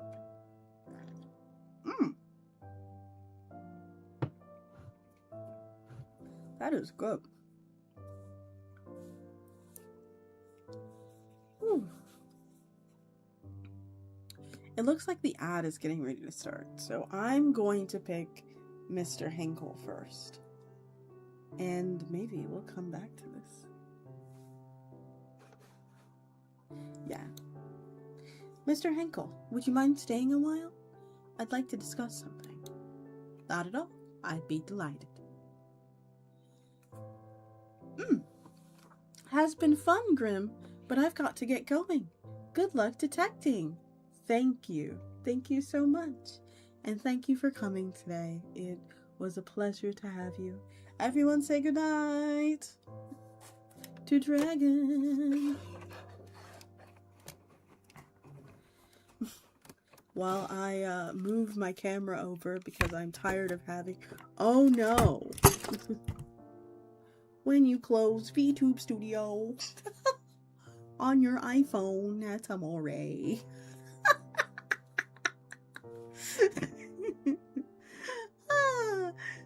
Nini.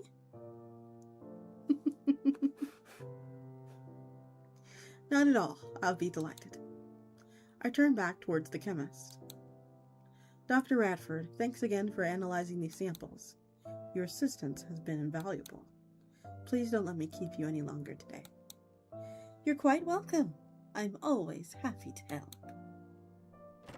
After bidding Mr. Henkel, Mr. Henkel a swift farewell.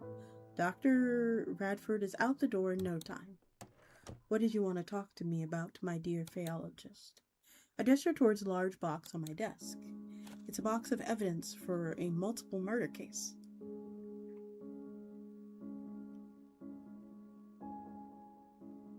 Oh my goodness, what is happening?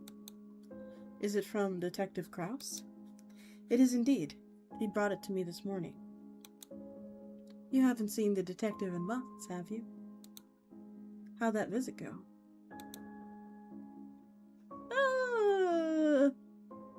I'd say better than I could have hoped. You know, it wasn't actually all that bad. I expected more bitterness and distasteful arguments, like we had in those last couple of months of our relationship. He was more composed than I thought. And yet, it was because of this peculiar case weighing on his mind. Dr. Henkel listens to me quietly, but it's hard to tell what he's thinking from his phlegmatic expression. Alright, tell me about this case. How can I help? After binding my patron to secrecy, I rattle off the basic facts of the homicides. I might have heard a little bit about this case. Not the gory details, mind you. Just little whispers here and there. Yes, I was hoping you'd be familiar with some of the parties involved. I wanted to show you something. Please share knowledge you might have about these evidence. Sure, I can do that. Oh, did I just hear the ping noise?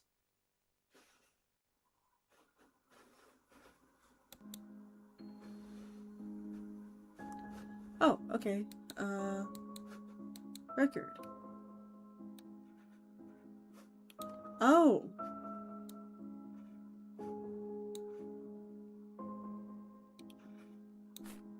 Do you know this woman? I did. She was a fine, upstanding lady. Oh, hello? She certainly didn't deserve such a gruesome ending. She was known among her peers for her rare coin collection. Oh, interesting. From what I've heard, you can see her collection displayed in every inch of her house. Huh.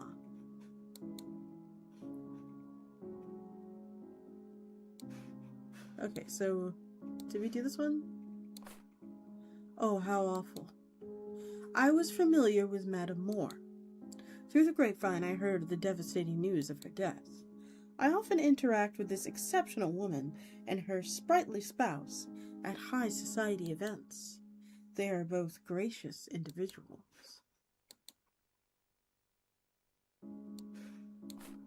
Did you know this woman? I did. She was a fine, upstanding lady.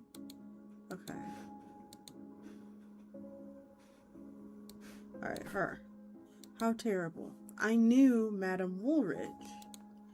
As you undoubtedly know, her family hosts the biggest charity event every year. They tell me the fundraiser will be moving forward, despite the tragedy in the family. According to my sources, she loved that event dearly, and wouldn't have wanted it to be preceded. Did you ever know her to dabble in occult matters? Knowing this woman as I did, I doubt it. It would help, however.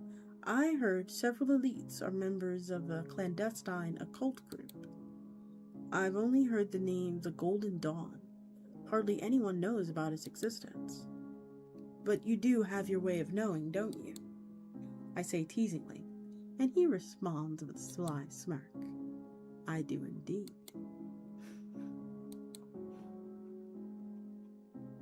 Ooh. What's our grandpa? I wonder what a grandpa knows. Our grandpa benefactor who's like, you still talking to your ex? What's going on over there? I feel like everybody in this story is kind of messy. Kind of like it. I hate that I'm like I love how he was like, you talking to your ex again? Is that what we're doing? You talking to your ex again? You talking to your ex again?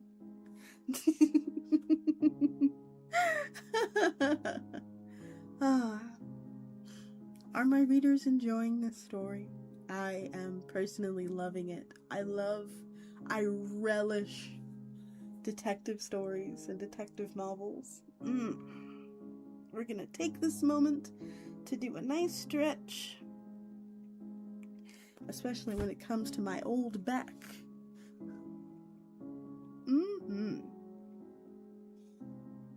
And this head of mine. Ooh. And those shoulders.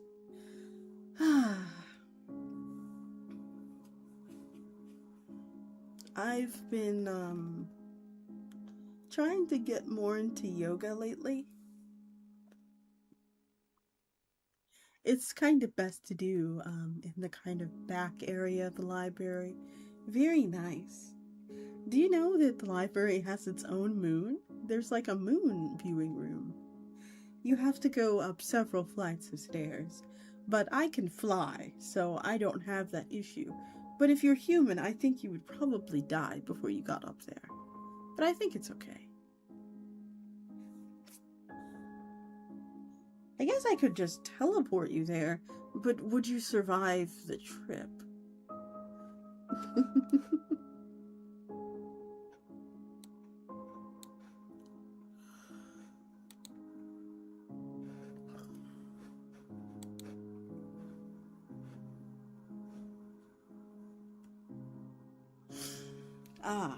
I'm so excited. I want to get back into the case. Let the ads be over. Release my readers.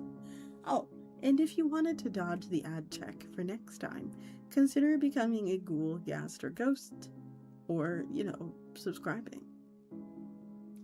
Obviously, this doesn't really pertain to you guys on YouTube. Hi, YouTube. I hope you're doing well. Be good to each other. Hi, over there. I see you. I hope you're doing well over there, okay?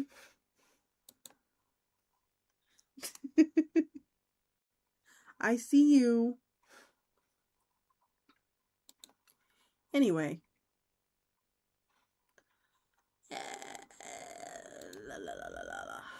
All right. Let's go back to investigating. Okay, I want to know what he thinks of this. Why are you showing me this invitation? Is this your way of confirming that you'll be my date? Should I lock it down?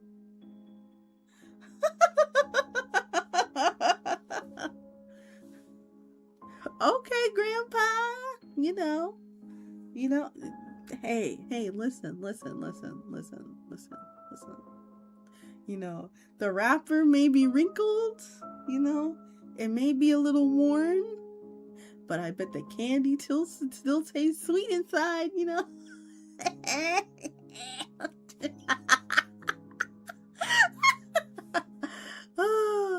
oh man. Also, he's like her, it's less of like that. It's more of like a it's more of like a maybe like a granddaughter type thing. Maybe it's like that, or like a grandson type thing. I don't know what gender the main character is, and frankly, I'd rather don't care. But like, maybe it's like a friendship thing. Let's go with it. Yeah, let's confirm it. Yeah, let's do it. Perfect. I'll pick you up here tomorrow.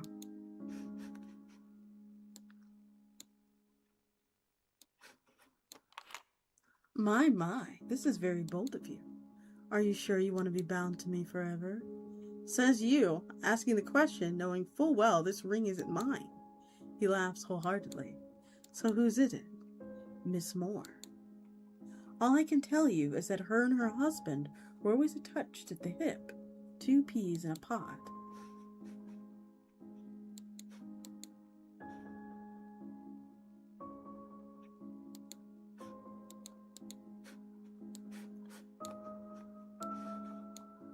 This looks like a rare coin that only collectors would have.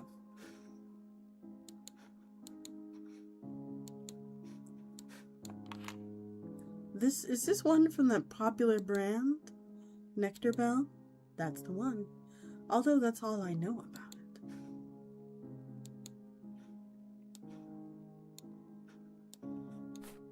This is a photograph of Miss Moore and her family. What can you tell me about the people in this picture? I believe this elderly couple is her adoptive parents. I never really talked to them, but I hear they're kind, wonderful people. Biologically, Madame Moore was born as a so-called miracle baby to wealthy parents of advanced age. But when they passed away, she had no other family members by blood. Thus, she was adopted by a middle-class couple who were trusted employees of her biological parents. Or so I've heard. Upon coming of age, she received her sizable inheritance and wedded a recently rich entrepreneur of humble origins. This is her widower in the photograph. He's said to be extremely close to his parents-in-law. Huh. This is a photograph of Mrs. Woolridge's family. All the faces in here are familiar to me. I must express my deepest sympathies when I look at them, when I see them at the Lio Scala. Can you tell me more about the people in this picture? The Woolridges are perhaps one of the most prominent families in all the city. The victim's family was in the running to be the richest in the world, until he decided to devote much of his wealth to lavish charitable endeavors. This elderly woman is the victim's stepmother, a beautiful socialite for whom the victim's father divorced her biological mother. No, he's trash! He fell for the green tea! He fell for the green tea every time. Every time they fall for the green tea, do not fall for it.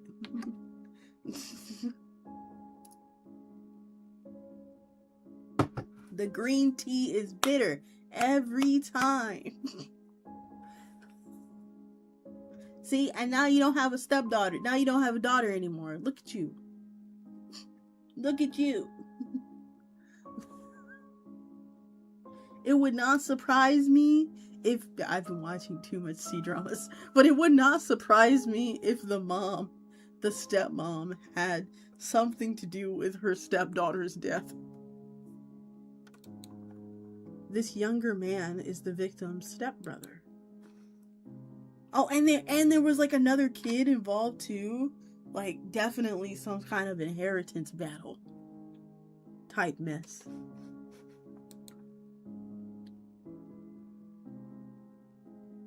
Alright, what else we got here?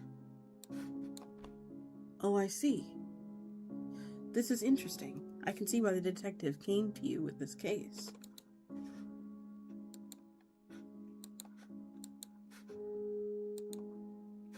Now what? Now... Hello?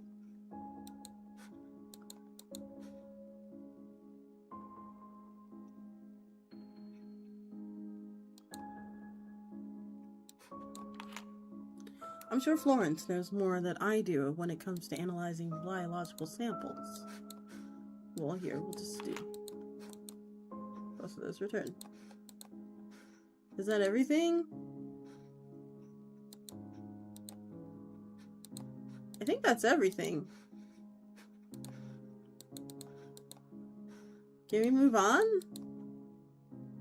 Can we? What are we supposed to do?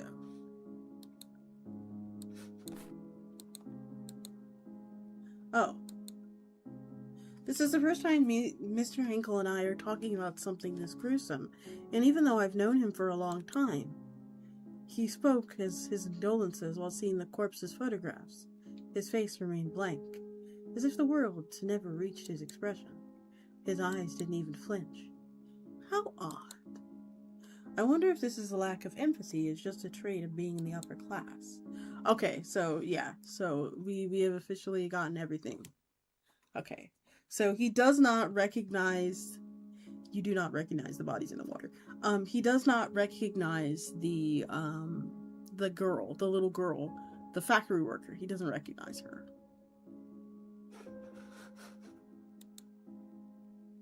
Yes. I have no further questions. I believe I have enough information for now.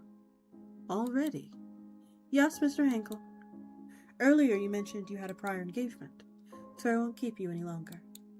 Thank you for your time. You've been incredibly helpful. I'm delighted I could be of assistance. Reach out to me if you need anything else. I'll see you soon, yes? I give him a brief nod.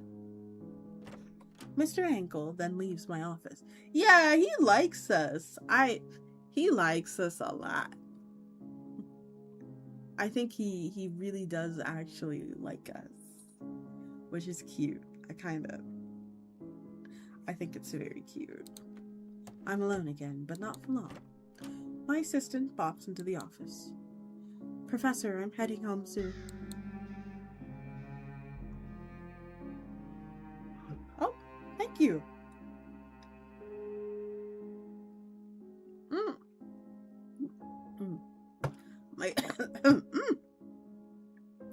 Good shout. My green tea is a little sour because it's a little too warm. Is there anything I can do to help? No, I'll be perfectly fine. I think I'll stay and work a bit longer. Okay, see you tomorrow, Professor. Have a safe trip home. Upon wishing me the same, Minerva leaves. Boop.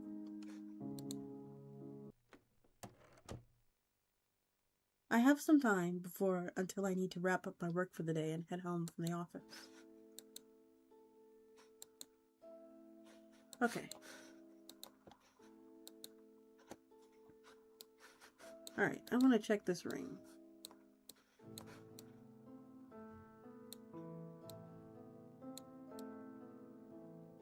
Oh, look! Look, y'all, it's purple. It's purple. Okay, what about the blood sample?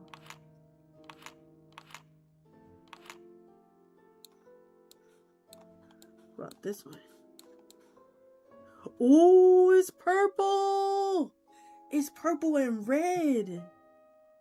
Oh, snap. Oh. Oh, mama. Look at that.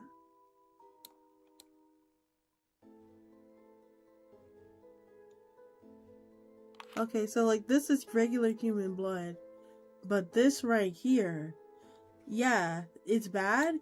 Yeah, it's bad. It means that the fairies, it means like it's like fairy blood, or at least it was tampered with by fairies. Hold on, let's see this too.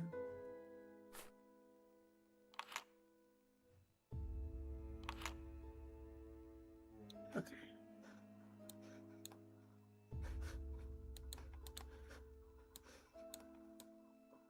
Hello? This is Dr. Radford's lab report on the blood samples. The content is quite similar to the forensic report. While elements simply found in human blood, such as phosphorus, carbohydrates, and some proteins found in the third victim's blood, it doesn't contain iron. Moreover, the amount of phosphorus found is in a higher percentage than in human blood, making it possible for this to be the blood of a fairy. The fourth victim's blood appears to be normal human blood with iron present. Traces of arsenic are also found. Although there is some new information, I expected the report to be more detailed. Then again, I did ask her to finish as soon as possible, and she delivered. I wonder why Mr. Henkel is so insistent on attending this event together. Can it be his intentions toward me aren't entirely platonic? Girl, I could have told you that. Yeah, he wants to be more than your patron. You know, he wants to be more than, you know. He wants a little sugar, you know. Grandpappy wants a little sugar.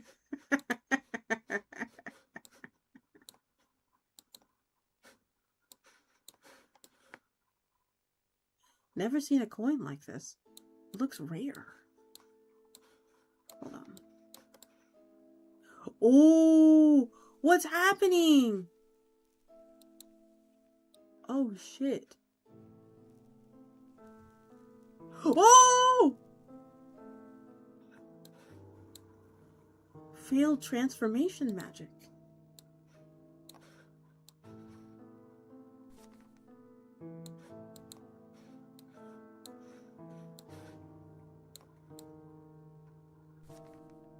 There's no mistaking it.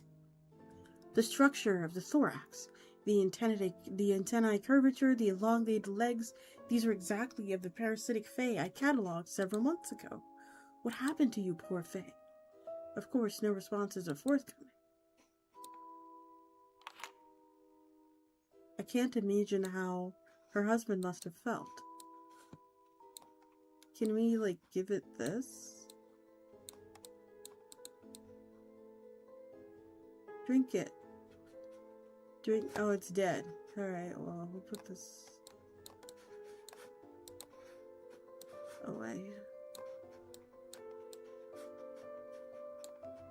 Crap.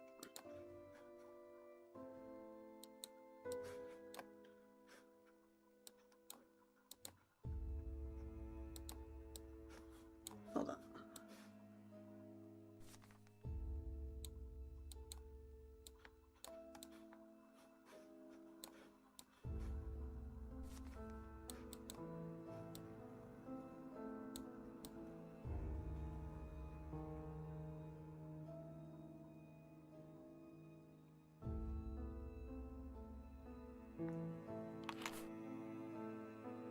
Okay, can I like see what this is?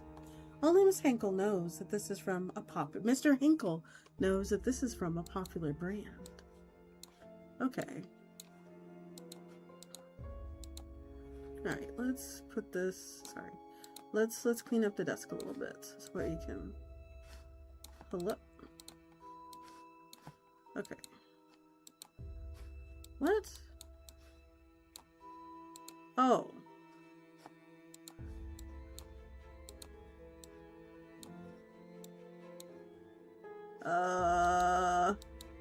Okay. Let's...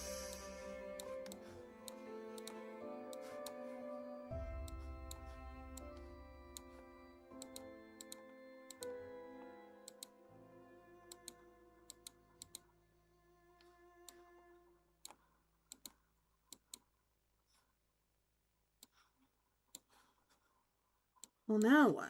Well, now we know there's like a little guy here.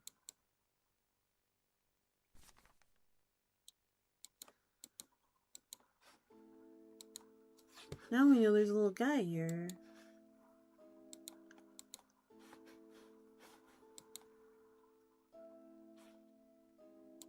Okay, so let's look at the parasitic fairies.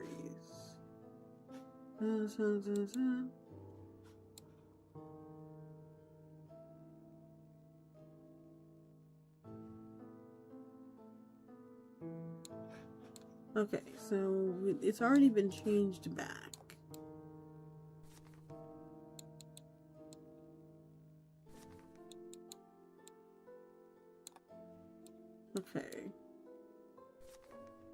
Okay, so we know that it is a parasitic fae. So,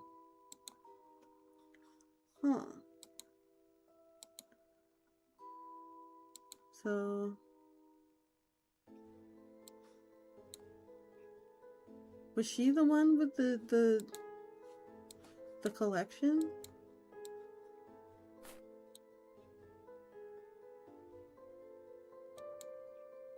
Okay, like Golden Dawn. Okay. Hold on, let's put this over here. Wait.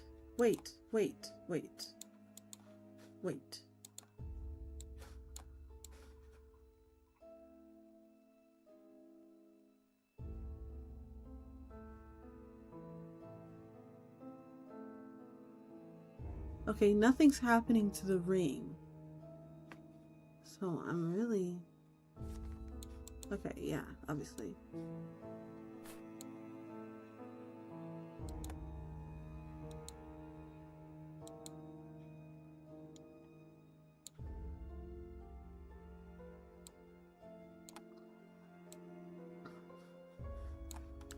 This was the girl. This coin is in the evidence is hers. Okay, so yes, so this is her coin. Huh. That's really interesting. So it is her coin that was in the evidence. Okay, so what about you? Mrs. Moore and her husband seem like delightful individuals. It looks like she's also wearing the ring too. Is this his ring? Maybe?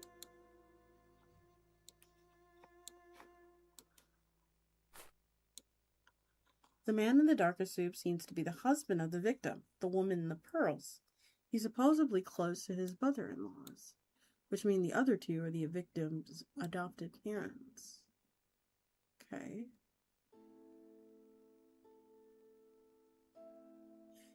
Is he wearing gloves? Because it doesn't look like he's wearing his ring. Interesting.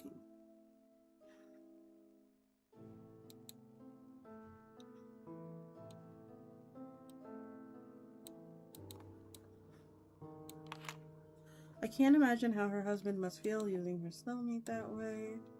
Okay, let's put this over here. So this middle-aged woman with the collared brows and the elder man in the suit are father and daughter, related by blood. And the other two are stepmother and stepbrother.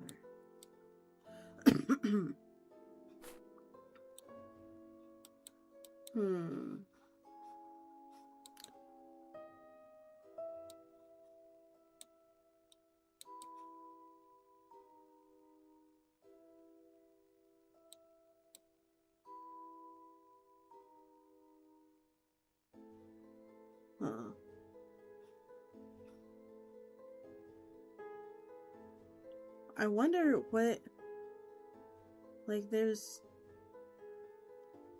clearly, like, something going on here. Like, this is clearly, I don't remember whose blood this was. Hold on. Get out of here. Okay.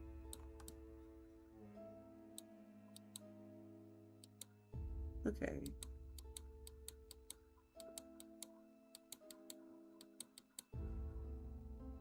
Blood type unknown. Okay.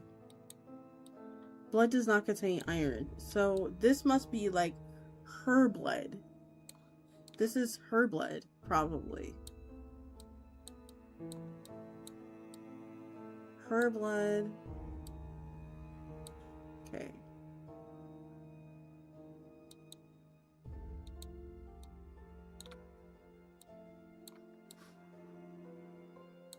Okay.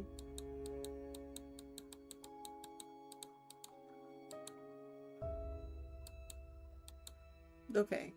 So case 2 and 3 have like similar blood. Yes, I confirm. It is the next afternoon. I should be grading assignments, or reviewing the lecture I'm going to deliver come Monday, or do anything productive within the realm of professorial duties. But instead I find my attention straying more and more towards the office door. I voice my frustration to good old Oz. Theo will probably arrive at any moment. I can't stop wondering whether my explanation will be enough for him. In the past, no sort of explanation ever seemed to please him when he came to fairies. And why should it do so now? My voice cracks with concern. This time he came to you bearing in mind the possibility of fairy involvement. He'd be a fool if he discredits you so soon. My fey companion's chirping becomes incessantly stern at this time, but you need to get yourself together. You must remain steadfast and strong when facing the detective. Don't permit your voice to falter when presenting your findings. I know. I can't let myself unravel at this point. It's just that he's never solicited my opinion in quite this matter. A professional insight, no less. All the more reason to be as calm as you are. Maintaining your composure is essential to delivering a persuasive argument. But no matter what happens, at least you know you tried. At the end of the day, he's the one who needs to solve the case. You're right. Of course you are. I'm not a detective. I'm simply a professor sharing my perspective. Thank you, Oz. Always talking me off the ledge. Just then, someone knocks on the door. That's my cue to sail past your window ledge. Best of luck. I whispered a hurry goodbye to my fairy friend. I'll see you tonight, Oz. Once Oz has flown out, I direct my attention to the door. Come in. My assistant marches in. Professor, you have a visitor. The detective? Minnie nods. All right, send him in. Minnie nods once again and walks out of the room. Theo paces a bit around after strolling in. He appears quite distracted. He finally stops and opens his mouth. So what have you learned? I take a deep breath. Here it goes. I have to present my findings to perhaps the most sought-after detective in the police force. Theo investigates cases where the crime seems unfolded. He is agonizingly familiar with the grit and grime of the city's darkest recesses. Meanwhile, as a professor, my expertise primarily revolves around the nebulous and the theoretical.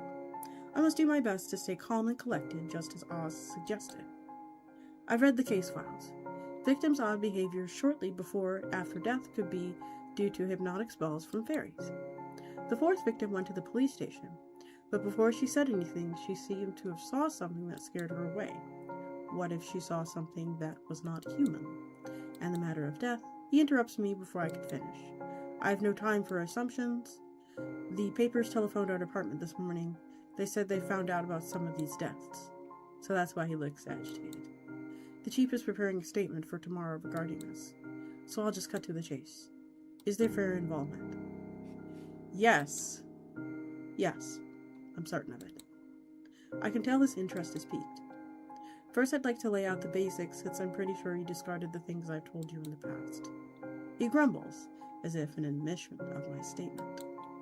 So far, we identified 3 cases of fairy: warrior, scribe, and parasite fae. Warriors have strong offensive magics. Scribe's magic seems to be more defensive, and parasitic magic is, well, parasitic.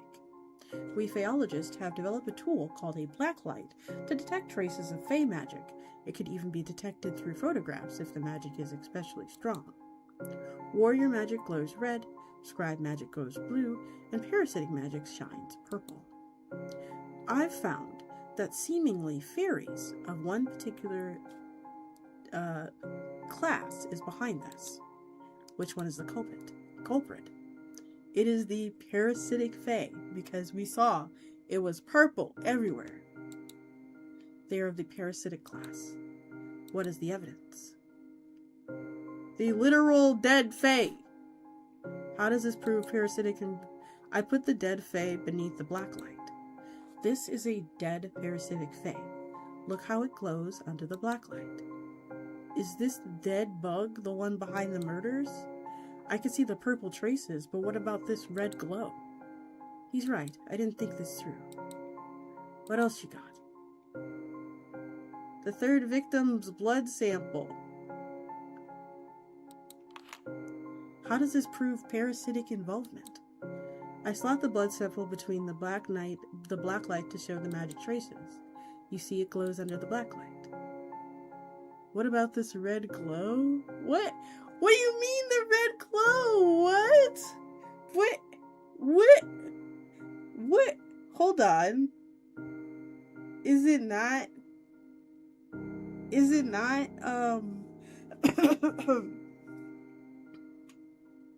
hold on,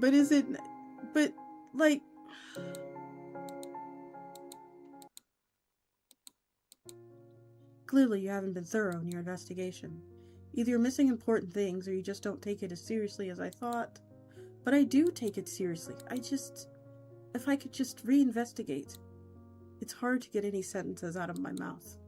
No words of mine could ever ease the way he sees me now. It doesn't matter. We're running out of time. I couldn't find proof of it being unusual drugs or poison either. Even the most atypical drugs don't cause this kind of bizarre hallucinations, nor poison could turn the whole body into hardened bones. His eyes narrow on me, full of quiet accusations. Honestly, I can't believe this. You dedicated many years to the study of forensic Faeology, and this is all you have to show for it?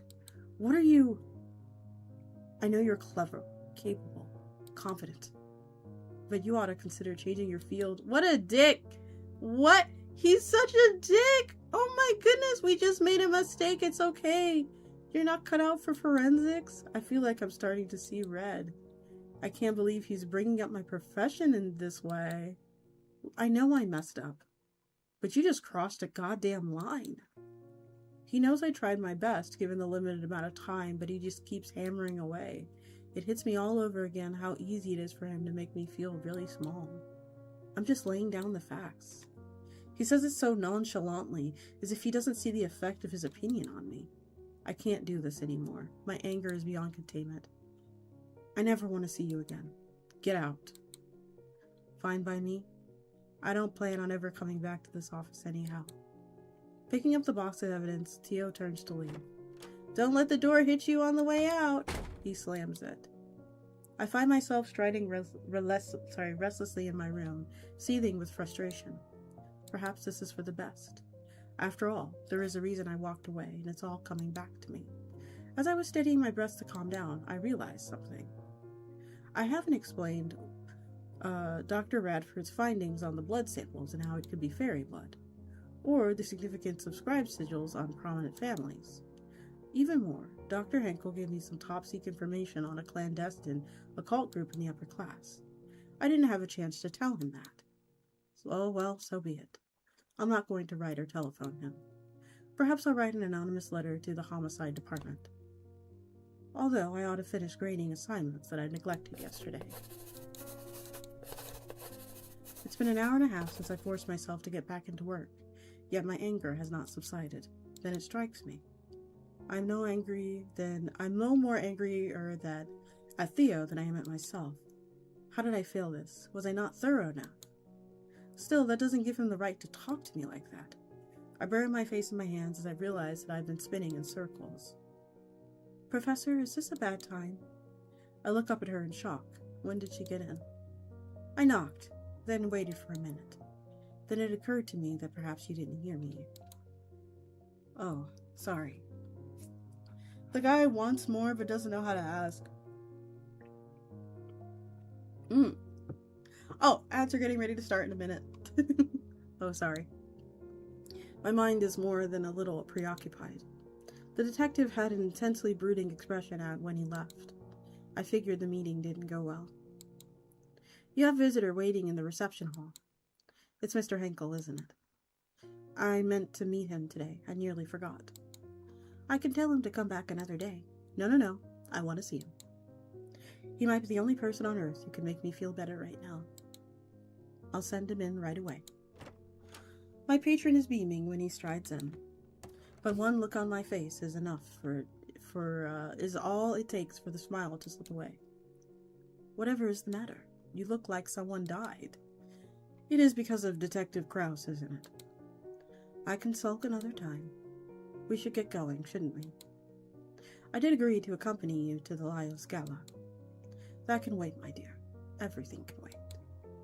My priority now, and it will always be, ensuring that you're okay.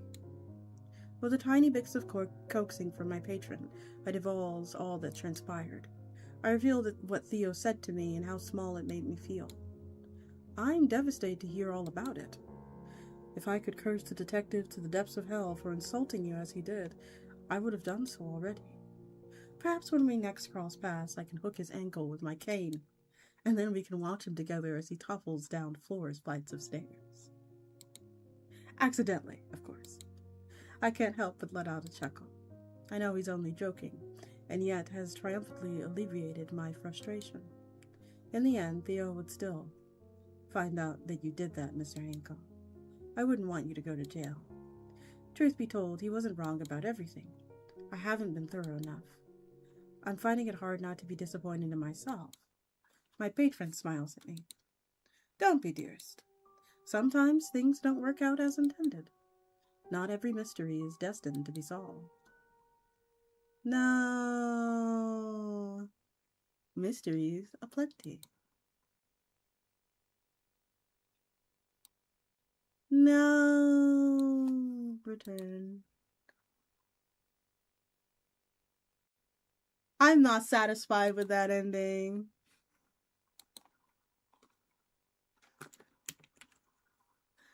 Are you satisfied with that ending, guys? Hold on. Let's go back through it.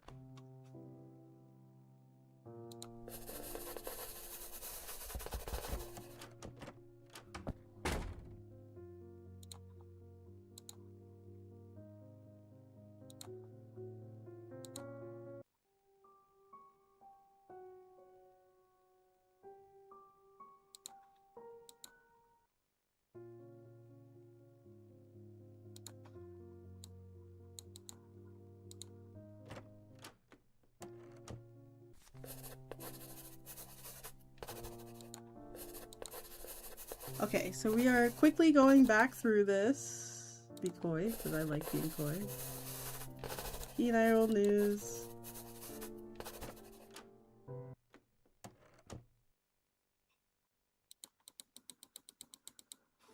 Okay. Hold on. Yeah, I got a bad end. Man. Okay. Okay, and now the other stuff is here too. Okay. Let's go through the tools again. Hold on.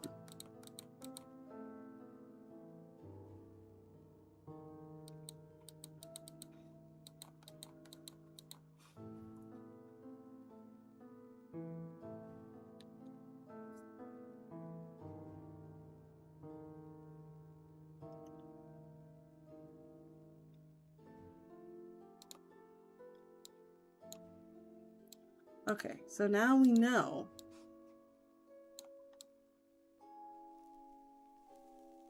What is happening?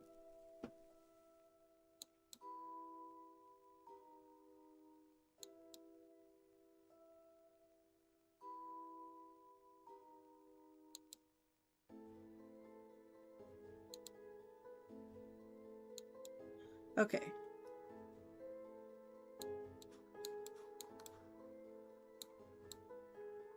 Okay, look, this is red. I've seen this before. It's a parasitic fae. Okay, it looks like right there. It looks like right there. The parasitic fae was like, actually, it looks like the parasitic fae was smoked by the red fae. Like, if we're completely honest.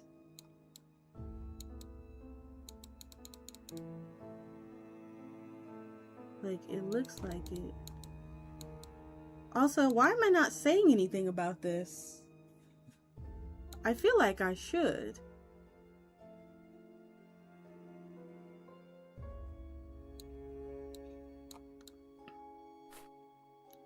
Wait, what's that on her other hand? Oh, there's a sigil. There's a blue sigil on it.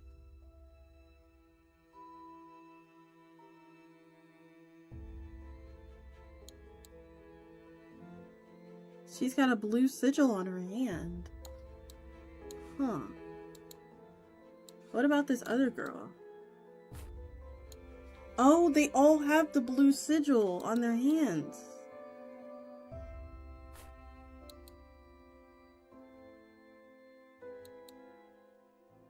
Oh, okay.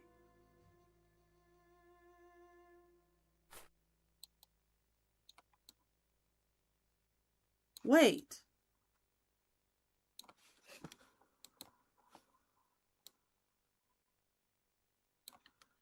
Wait. Hold on. Pull out this picture of Suzanne.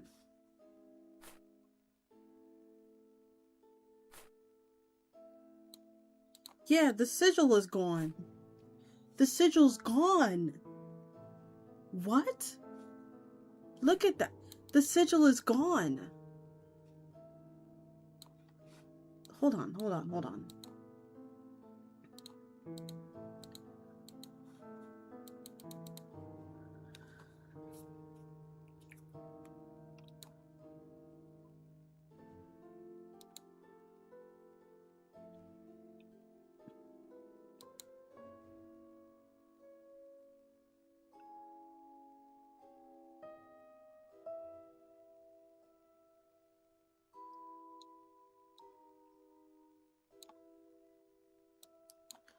Yeah, the sigils have vanished.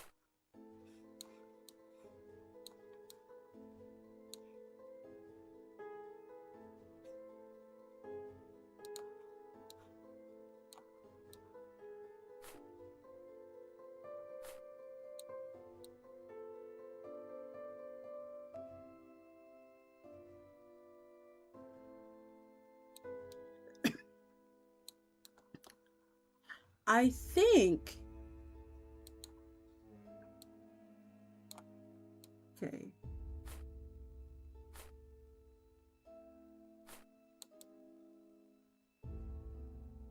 Yeah, there's no...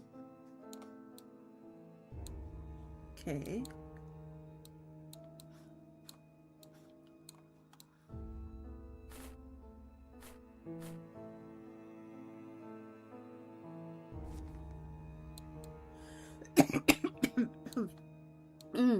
Excuse me.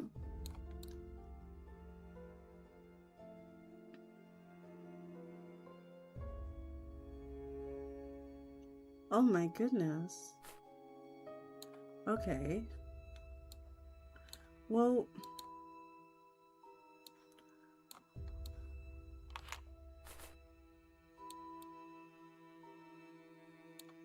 Here, let's move this out the way for now. Can we, like, open this?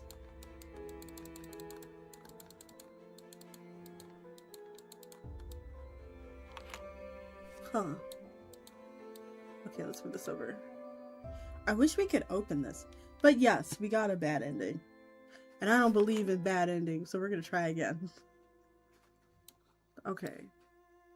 So it looks like it's kind of like a mixture. Like, it looks like they were protected by... It looks like so this girl was protected by the Green Fae or whatever.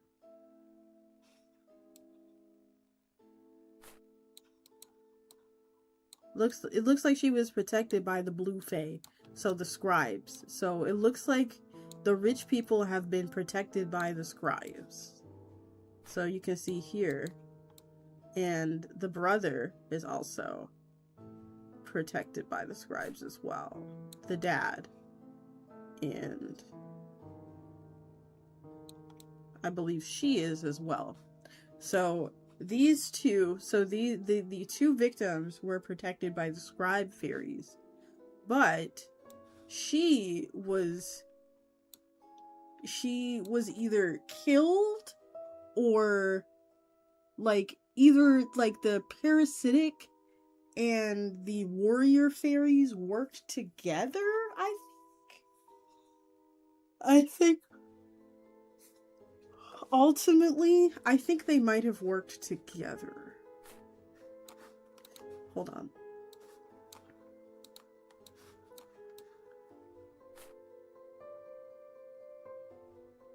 There's like nothing here.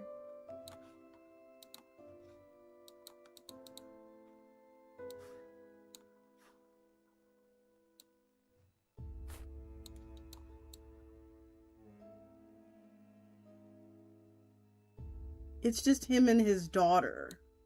So not even the stepdaughter got it.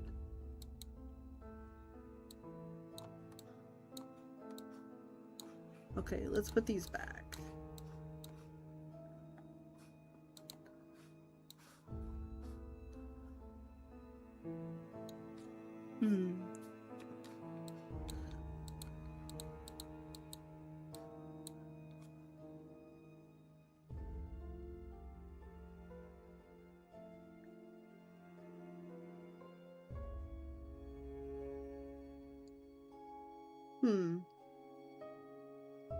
Wait a second.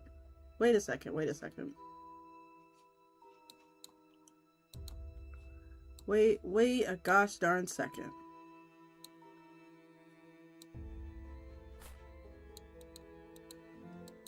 Okay. So I think she's human, right? I believe that she is human. Right? And then we're gonna look at Audrey real quick.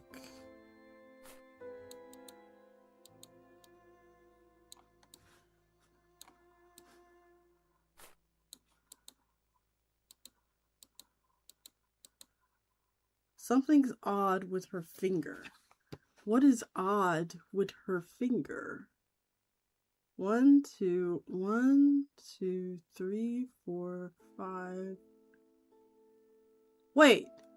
1, 2, 3. She has an extra finger.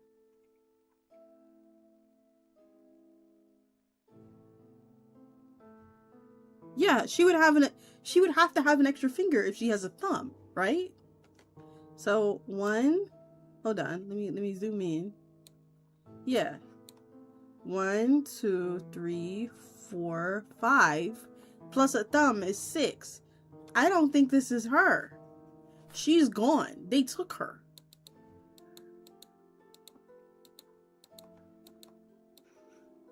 They're changelings.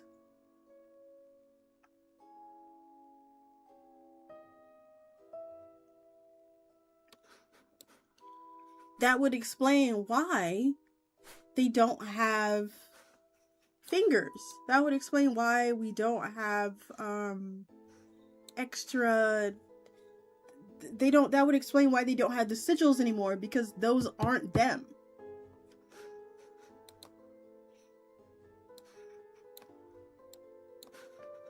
Yeah, let's take a look at her hands. She's got 1, 2, 3, 4, 5, 6. She has 6 fingers. Nobody. I didn't catch that the first time. I didn't catch that. I see you, game. Yeah, that is very odd. Also to know, like, yeah, the thing is gone. The sigil's gone. Her sigil's not here anymore. So again, I think these are changelings, and the actual women are somewhere else.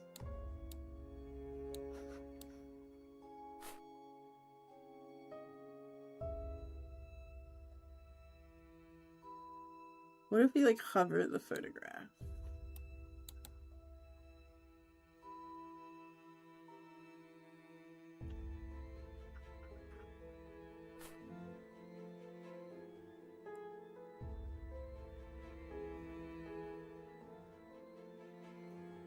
Nothing's happening.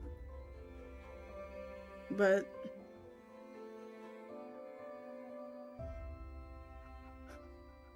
okay, cool. What about this?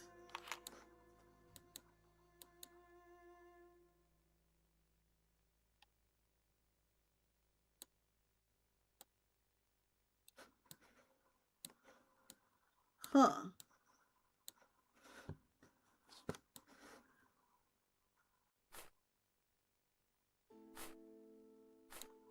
One, two, three. Okay, this person looks like she's human, and she did die. She died to arsenic poisoning. Okay, so let's go back through all of the dialogue we've heard before. Okay, I'm just trying to think this out. So, I bet, I guess I'm thinking.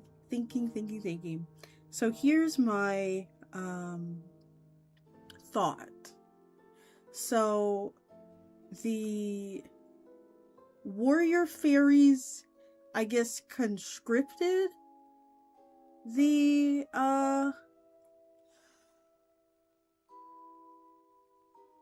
parasitic fae to be these women. I'm not sure what their motive would be to take them out of the picture, to take them out.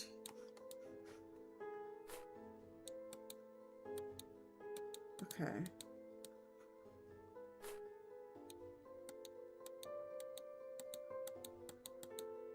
Yeah, something is odd with her fingers. Okay, wait, what about this girl? What about this lady?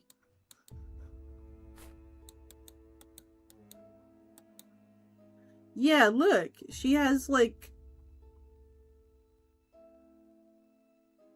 She has so many fingers. Why does she have so many fingers? Okay.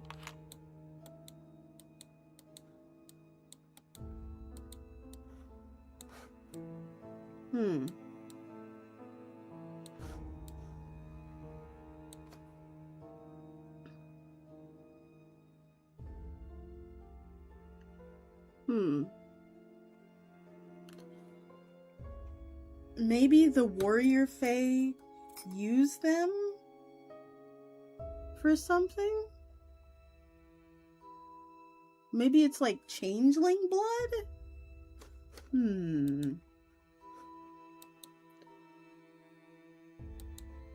Alright. Let's go back through. Aubrey is this one.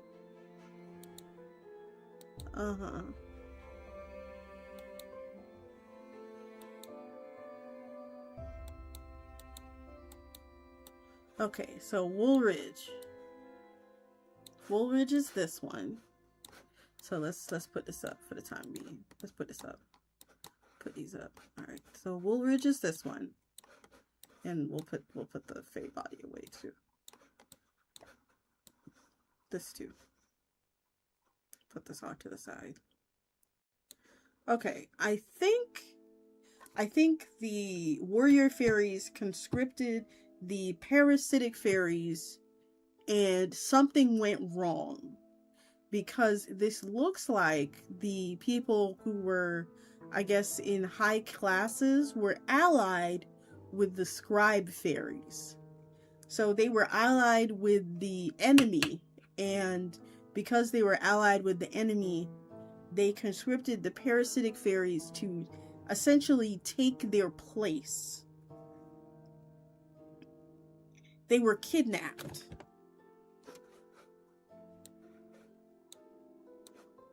Okay, so this is the girl. Okay, no, this is case file. What? This is case file 4. Oh. What? This is case file 4, y'all. Come on now. Okay.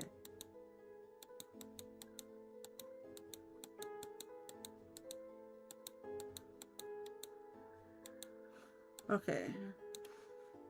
So this is case file 4. So she saw something. I'm assuming she saw a fairy that caused her to essentially, like, she saw or like fell under suggestion. Okay, let's put this up.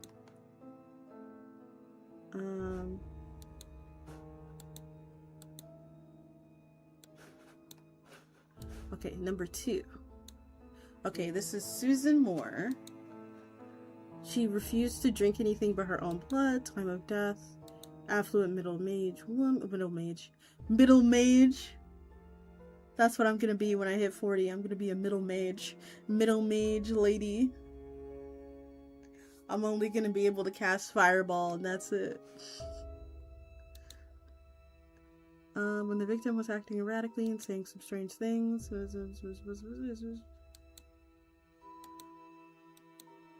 Okay. Does fairy blood not contain iron? Hold on, can I? Thank you. Does fairy blood not contain iron, maybe?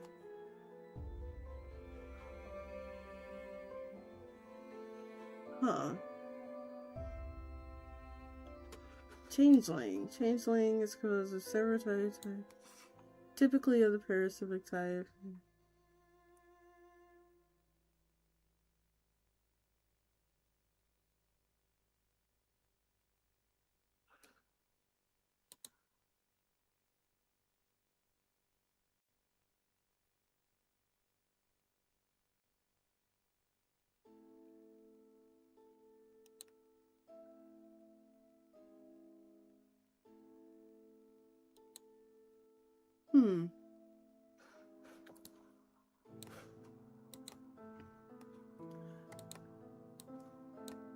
Okay, and this is Edna, right here. So let's go over that real quick.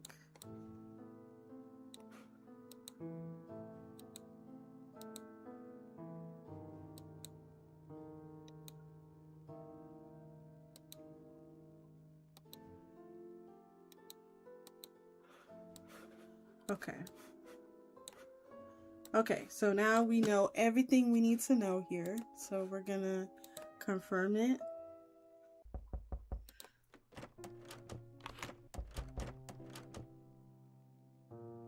Okay, let's do Dr. Radford this time.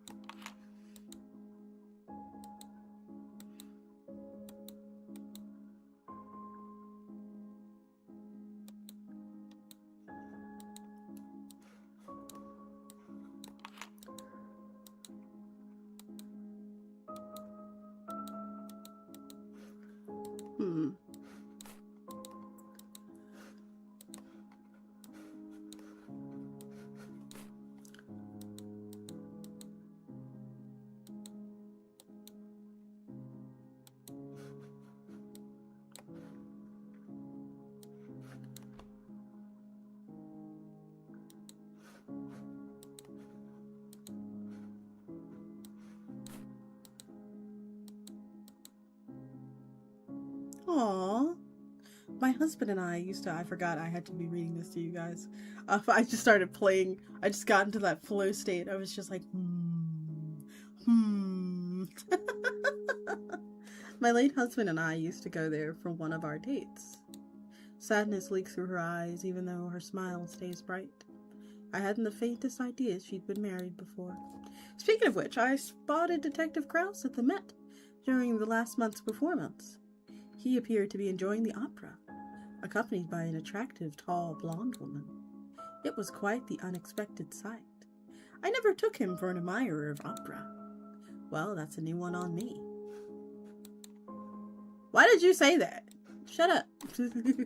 There's not a sound to be heard as she stares at the photograph for a little while. I wonder if it's too much for her. Is this Miss Woodridge? It's a bit difficult to recognize her because of the well. She speaks with her usual sunny lit, which is surprising. I guess she has a strong stomach. Yes, you're correct. What do you know of her? Everyone knows her and her family, that's pretty sure. They're one of the richest in the city, the elites of the elite. And accordingly, their circle consists of very select people, such as your patron, I might imagine. Oh, and their family likes to host charity events. Did you ever know her to dabble in occult matters? Unfortunately, what I told you previously is all I know about her.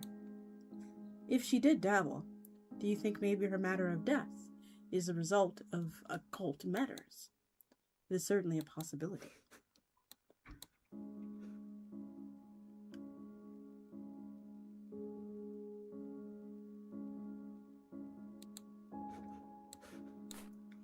This is the family photo of the Woldridges.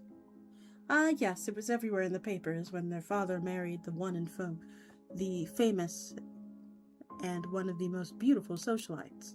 The other man here is Mrs. Woldridge's stepbrother. Do you know anything about these people?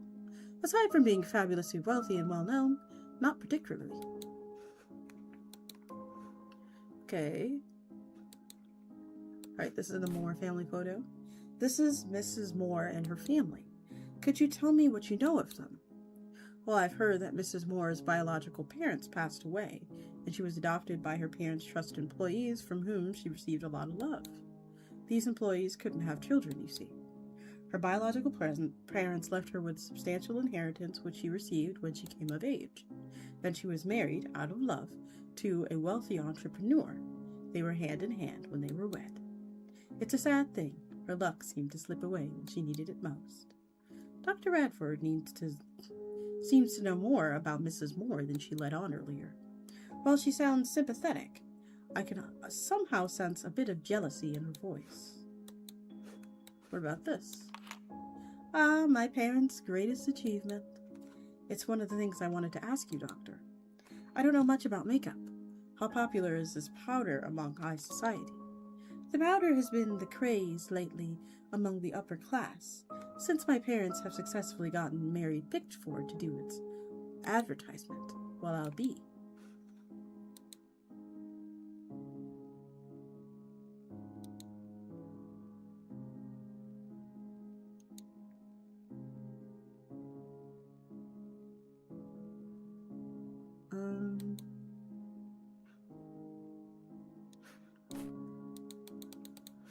Do you know this girl? Fortunately, I don't know her.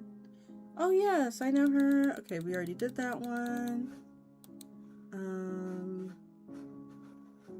Okay, we did the blood.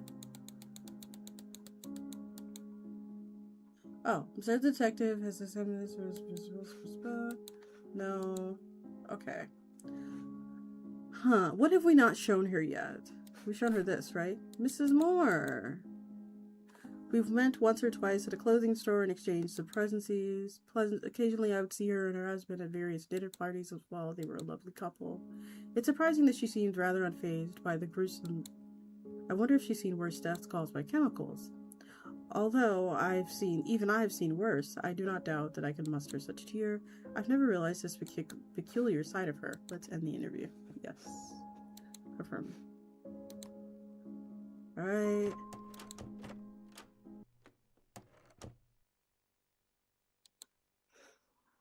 Alright.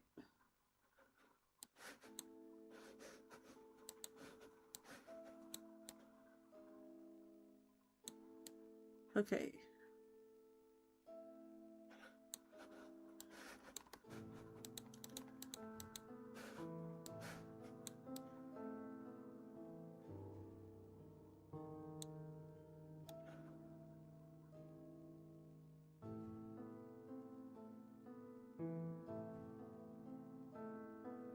But there's like red. Like it's clearly red. Like it's as if they tried to mask it with parasitic blood.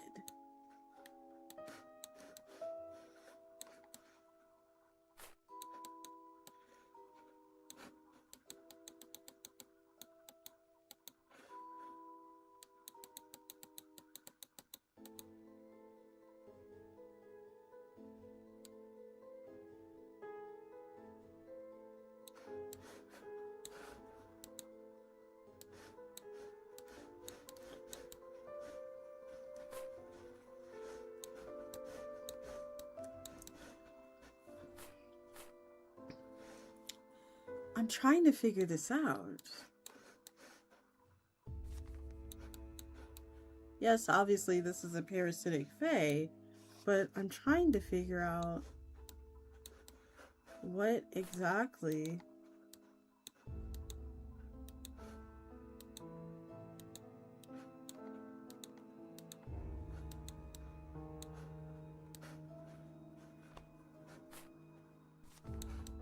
Yes.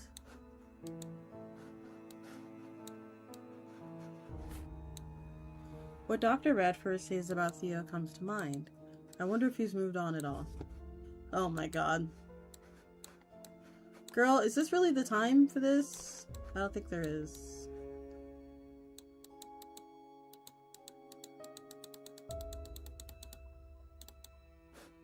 Okay. Let's move forward.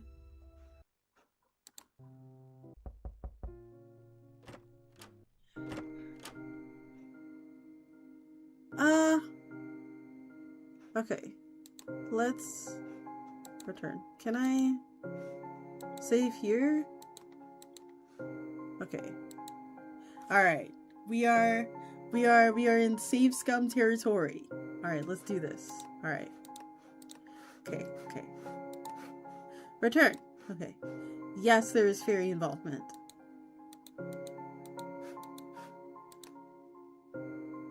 I want to say it's the warrior fae.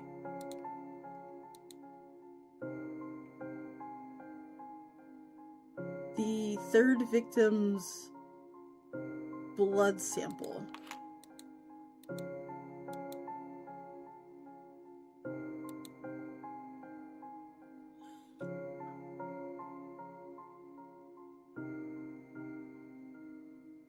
The parasitic underlings of the warrior fae, the high warrior fae, help with the murders.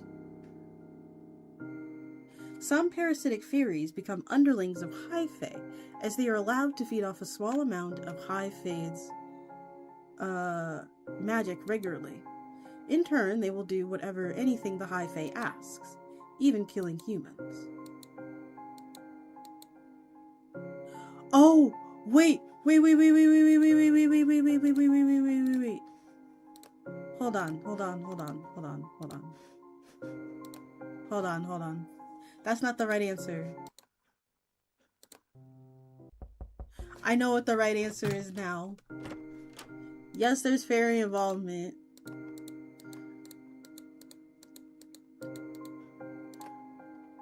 It's the warrior fae. The third victim's blood sample. The blood is fairy blood.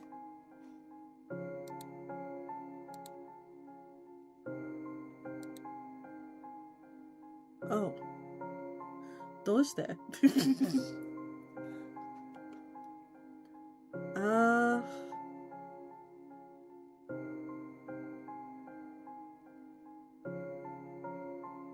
Why is the makeup here? I would say dead fae?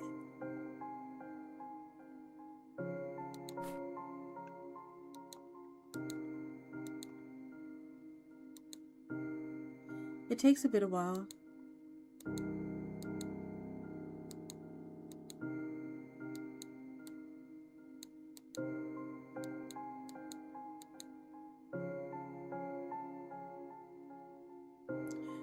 Failed transformation magic. It's a parasitic fae that got warped by a coin due to transformation magic going on awry. The coin in the evidence turned into this when I put it under the black light long enough, essentially revealing what it really was. So, the third victim, Mrs. Nibbit. What about her? She said, Mr. Henkel said that she has her numerous coin collections displayed in all of the rooms in her house. That particular coin must have been nearby when she met her fate. I nod and take a moment to rearrange the box neatly before putting it back on the shelf. What else you got? Okay. So maybe that was good. Okay, that was good. The ring. How does this prove warrior involvement? I put the ring under the black light. You see Mrs. Moore's ring glows purple and red under the black light. But why does it glow purple and red?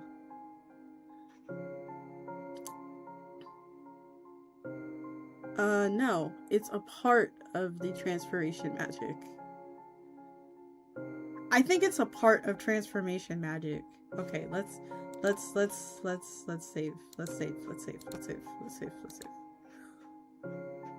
Okay. Alright, I think it's a part of transformation magic. When the parasitic fae is transformed into a changeling or human lookalike, the high fae magic is able to copy everything, including Mrs. Moore's wedding ring. What the hell are we dealing with here? He mutters in a voice that is filled with dismay. There appears to be strong evidence pointing towards warrior involvement.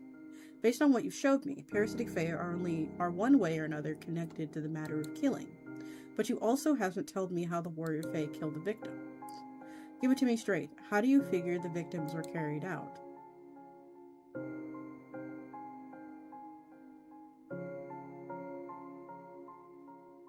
Warriors replaced the victims with changelings and killed the changelings with ossification and hallucination spells. The High Warrior Fae uses their transformation magic to turn parasitic fae into human lookalikes of the victims, which are often called changelings. Changelings?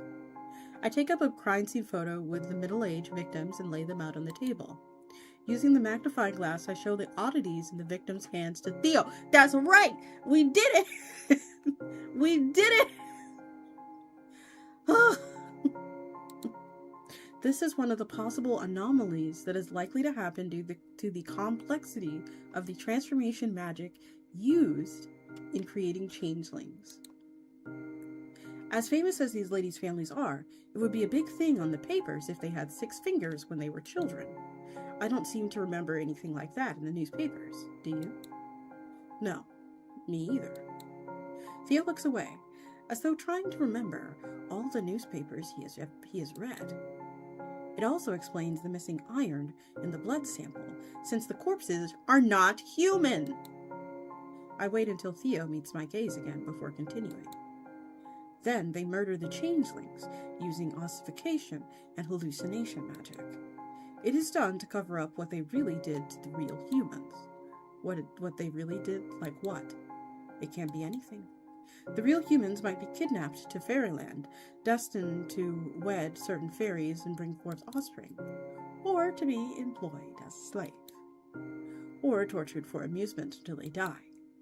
I shiver at the thought of it happening to the poor ladies. The Theo appears to be unsettled by the same thought as well. Hold on, so you're saying they might still be alive? There is a chance. Yet the realm of the fairies is still an enigma, even for those who study their kind. The Faeologists of this university have barely met any living fairies. You're aware of how fresh this field is within academia, aren't you? Theo nods. It pains me to admit that I genuinely do not know how to get them back. I will keep trying nonetheless. We both fell silent, as though a heavy weight has settled in our throats, refusing to budge. We can also look at this case from another angle. The motives. Based on your investigation, what could be the rationale behind the warrior fairies' actions? It's difficult to pinpoint the reason why fairies do what they do, since they don't follow human rules of morality. However, I found that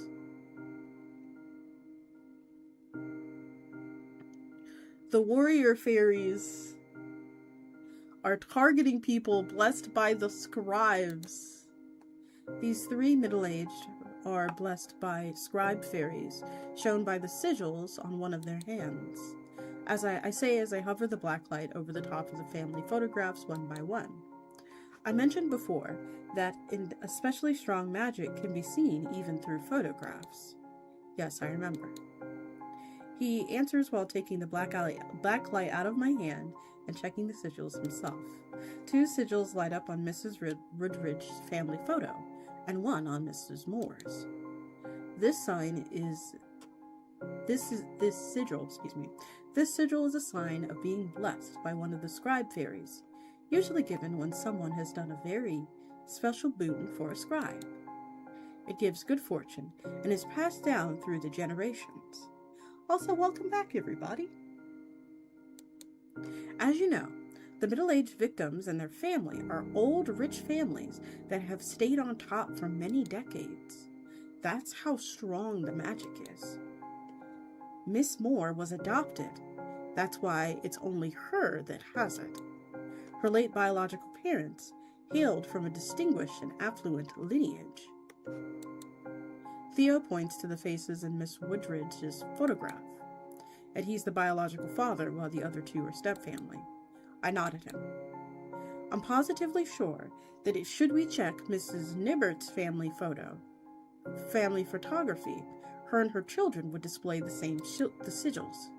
I'll see what I can do. It's meant as a warning for others not to harm the marked human. I guess that warning didn't work in this case. No, it didn't. Well, I suppose this does make sense. It's a pattern. Yes. This might be targeted murders. He then casts a glance my way. Oh wait, can I go back? Good job. Considering how rarely he gives commendations, this sounds like the compliment of a lifetime. I can feel my confidence is going through the roof. Thank you. Lastly, what have you found on poor girl Mary Hatcher? Any connection to fairies? The chemist's report is similar to the case files. The blood is normal human blood, traces of arsenic. I didn't find any signs of fairy magic from the evidence. She mentioned that you might already be collecting purchase records from chemists all over the city. That's right. We're still investigating whether someone has a link to the girl. I see. The chemist's parents own a cosmetic company that produces the makeup powder that was in the evidence. She said it was popular among the upper class ladies lately, since they've gotten Mary Pickford to do the advertisements. He pulls out a small notebook and pen from his trench coat and starts writing. I'm not sure if this is useful. Every scrap of information counts. I ought to note down the things we talked about today as well. Your findings really threw me for a loop. I forgot to take notes. Of course, take your time. While Theo is writing, I tidy up my desk and put the evidence back in the box. Anything else you got? That's all I have for now. He puts his notebook and pen back in his coat. He heaves a sigh so heavy that I can't believe he has the weight of his city on his shoulders. Even so, when he looks at me, there's a glint of something that wasn't there before. This fleck of illumination is all the stark since we've started this discussion. His hope, perhaps. A tiny, delicate thing is blooming in this room to counteract the overwhelming darkness and despair outside. I always knew you were clever. I have to say, you've outdone yourself this time. I'm impressed.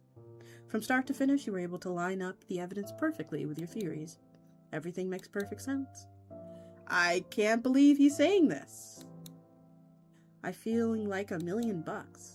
Thank you, Theo. It means so much coming from you. Haven't I always told you you'd make a good detective? Yes, he has. It feels kind of nostalgic all of a sudden. Girl, no. No. Don't go back. Don't do it. No. Like, he's complimenting you, but don't go back. Don't go back. Don't you dare. Don't do it. You left him for a reason. You left him for a reason. Don't go back. Don't you do it. Feels like such a long time ago. That got a smirk out of him. Well, we still got our work cut out for us. At least for now, innocent people won't get thrown in jail thanks to you. Now, I just need to convince the chief and the papers. With your findings, it'll sure make it a lot easier. If anyone can pull it off, it's you. Even with that ragamuffin look, there's something about you that makes people listen to you and trust you. Well, you did fall for this ragamuffin. Oh, come on! Stand up! Stand up! Don't do this! Baby girl, no! And do you know it wasn't your constant brush with danger that drew me in? Oh, I know. I'm short of a comeback for once. He knows just how to catch me off guard. All of a sudden, that playful glint in his eye disappears, replaced by a serious stare. Listen, I might have to bring up your name in my report. I can't predict how the papers will handle this, but it's possible they may mention you and Faeology. This is good for your field, of course, but it could draw unwanted and dangerous attention your way. I'll be fine, Theo. I can protect myself. This is what the field needs. Indeed, you're more than capable of taking care of yourself. I know that very well. I do appreciate you worrying over me. Theo's concern seems to fade, and he lets out a sigh of relief. Well, this day has certainly been a ride. He glances at his wristwatch. I still got time until I have to get back to the station. Fancy a drink with me? You can tell me more about fairies, and I'll listen with way less judgment this time. Just like I promised. Sure. Why did you say yes? He's your ex, girl. Please. Would you mind waiting until I finish grading a few assignments? It will take about 10 minutes at most. Go ahead. I focus my attention on the assignments. There's a minute of companionable silence. The scribbling of my pen is the only noise audible. Then Theo speaks. You know what we should toast to when we drink? What? We should toast to being a good team. We're a team, aren't we? Are we? Or at least we should be. Your knowledge of fairies is exactly what we need to make sense of all this mess. And it's not just that. Your talent for investigation is as impressive as they come. If you act as a consultant in a high-profile case like this, you'll be handsomely compensated, of course. Imagine what the funds could do for you in your Faeology research. So what do you think? Would you ever consider joining the investigation as in official capacity? I'll consider it. Oh, we got the CG!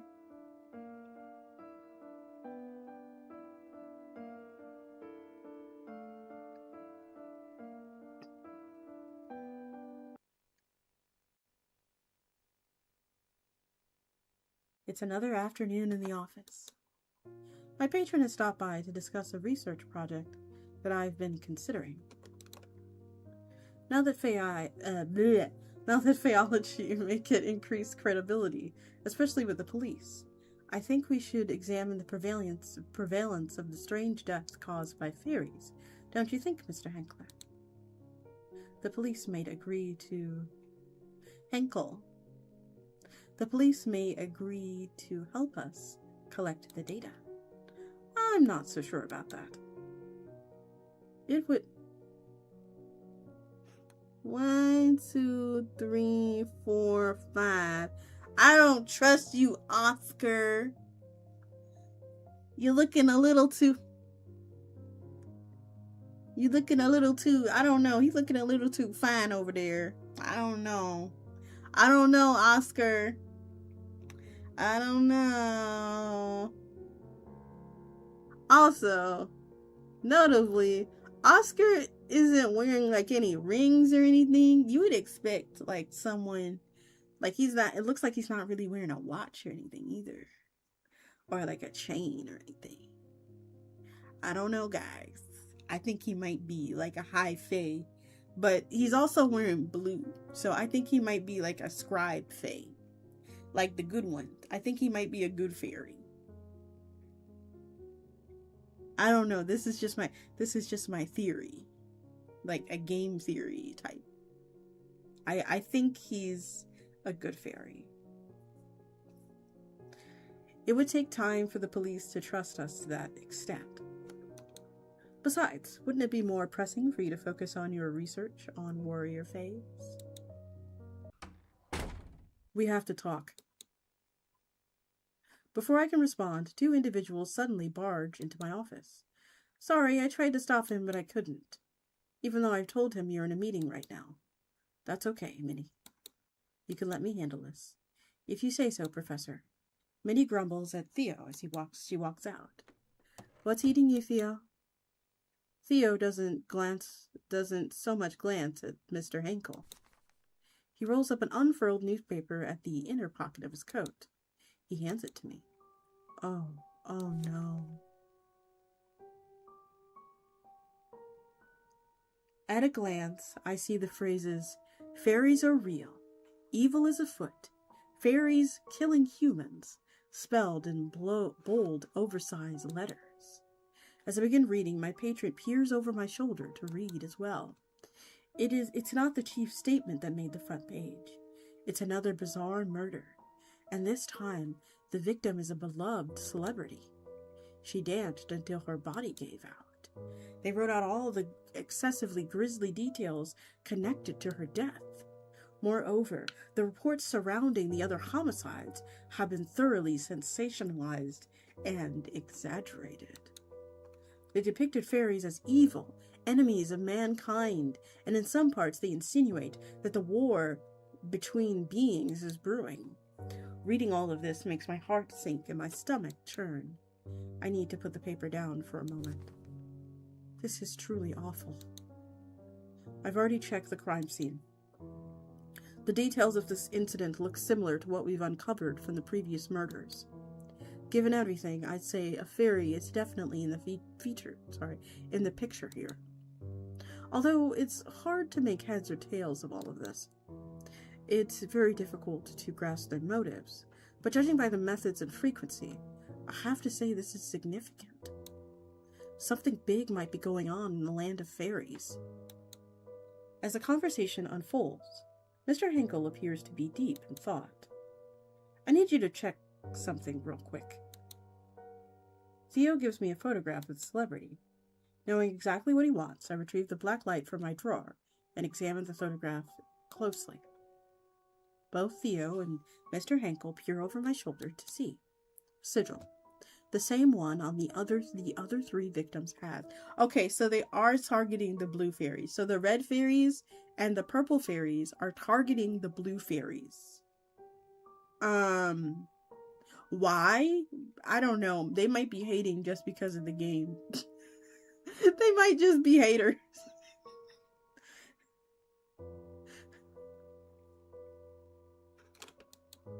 I suppose we can now establish these as targeted murders.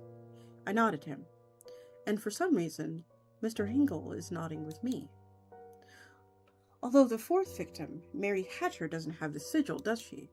Did you find anything more about it? Theo shakes his head, leaving behind a troubled look. Nobody in the purchase record has a strong link to the girl. Well, we're asking around here and there. The girl was a saint. Everybody loved her. Her squabble with Miss Nibbit was the strongest lead we have. A striking realization dawns on me. What if a fairy transformed into a human and purchased the poison? What? They can do that. Suddenly, Mr. Henkel's familiar voice fills the room after his long stretch of silence. Oh yes, detective. Although, when a fairy shifts into a human shape, they cannot assume the identity of someone already living. Your culprit may well be a name on a list, but one that does not truly exist. I nod in agreement with his words, feeling slightly proud that my patron is reading all the knowledge this university has to offer. Theo flinches at Mr. Henkel's input, clearly having dismissed him as part of the furniture. Then he scoffs. Theo! All I get from Theo is a shrug. Surprisingly, he turns towards the patron. From what I've come to understand, fairy magic is more than capable of doing the killing. They have no need for poison. But I won't discard the possibility. Mr. Henkel only responds with a smile. Well, that's certainly a rare occurrence. Theo goes back to ignoring Mr. Henkel and talks directly to me. I should have mentioned that I've gotten your permission to check the crime scene. I've gotten permission for you to check the crime scene. Yay! Yay! I want to check the crime scene. Come with me tomorrow? I'll see what I can do. All right. I gotta go. I'm leaving the newspaper here. There are more articles about Faeology that you should read. Without so much as a word of goodbye to Mr. Henkel, Theo turns and leaves. I pick up the paper and continue reading, where Mr. Henkel silently reads alongside me. The field of Faeology is indeed mentioned quite markedly, but its loyalty to humankind is under scrutiny. Although the police chief spoke of our help, the papers continue to raise doubts about our involvement in these killings. Is the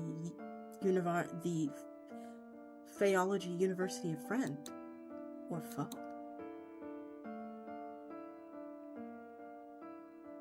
Yay! Yay! Oh, that was great. I had so much fun. Oh, man. Well, that was Death and Faeology. We got a bad end, and I think the best end possible. Let's go. We did it. Oh, and we got a CG with our cute bae. All right. I think it's time for us to mosey on. It has been a pleasure. I'm gonna kind of put my head into the screen for you guys over on YouTube. Hi. It has been a pleasure. Hi. I see you guys over there. I'm sorry. We are gonna go ahead and call it a day For those of us on YouTube, it was a pleasure hanging out with you as usual. Hold on, let me move myself a little bit so this way you guys can see me a little better. Maybe? Okay. Either way, thank you all for coming today. My body was begging for sleep. My mind was forcing me to stay awake because I wanted to know how the story ends, but it was worth it. Well, I'm glad that you stayed awake, but next time, please get some sleep. That's what the VODs are for, okay? Take care of yourself, alright? But don't worry, I will send you off somewhere wonderful so this way you guys can all get some rest, okay? Alrighty. So for those of us who are still here, I'll go ahead and raid out into someone who I enjoy deliciously. Give me just a second. For our Twitch viewers, as for our YouTube viewers, I'll see you soon. Which will be on Friday. Excuse me.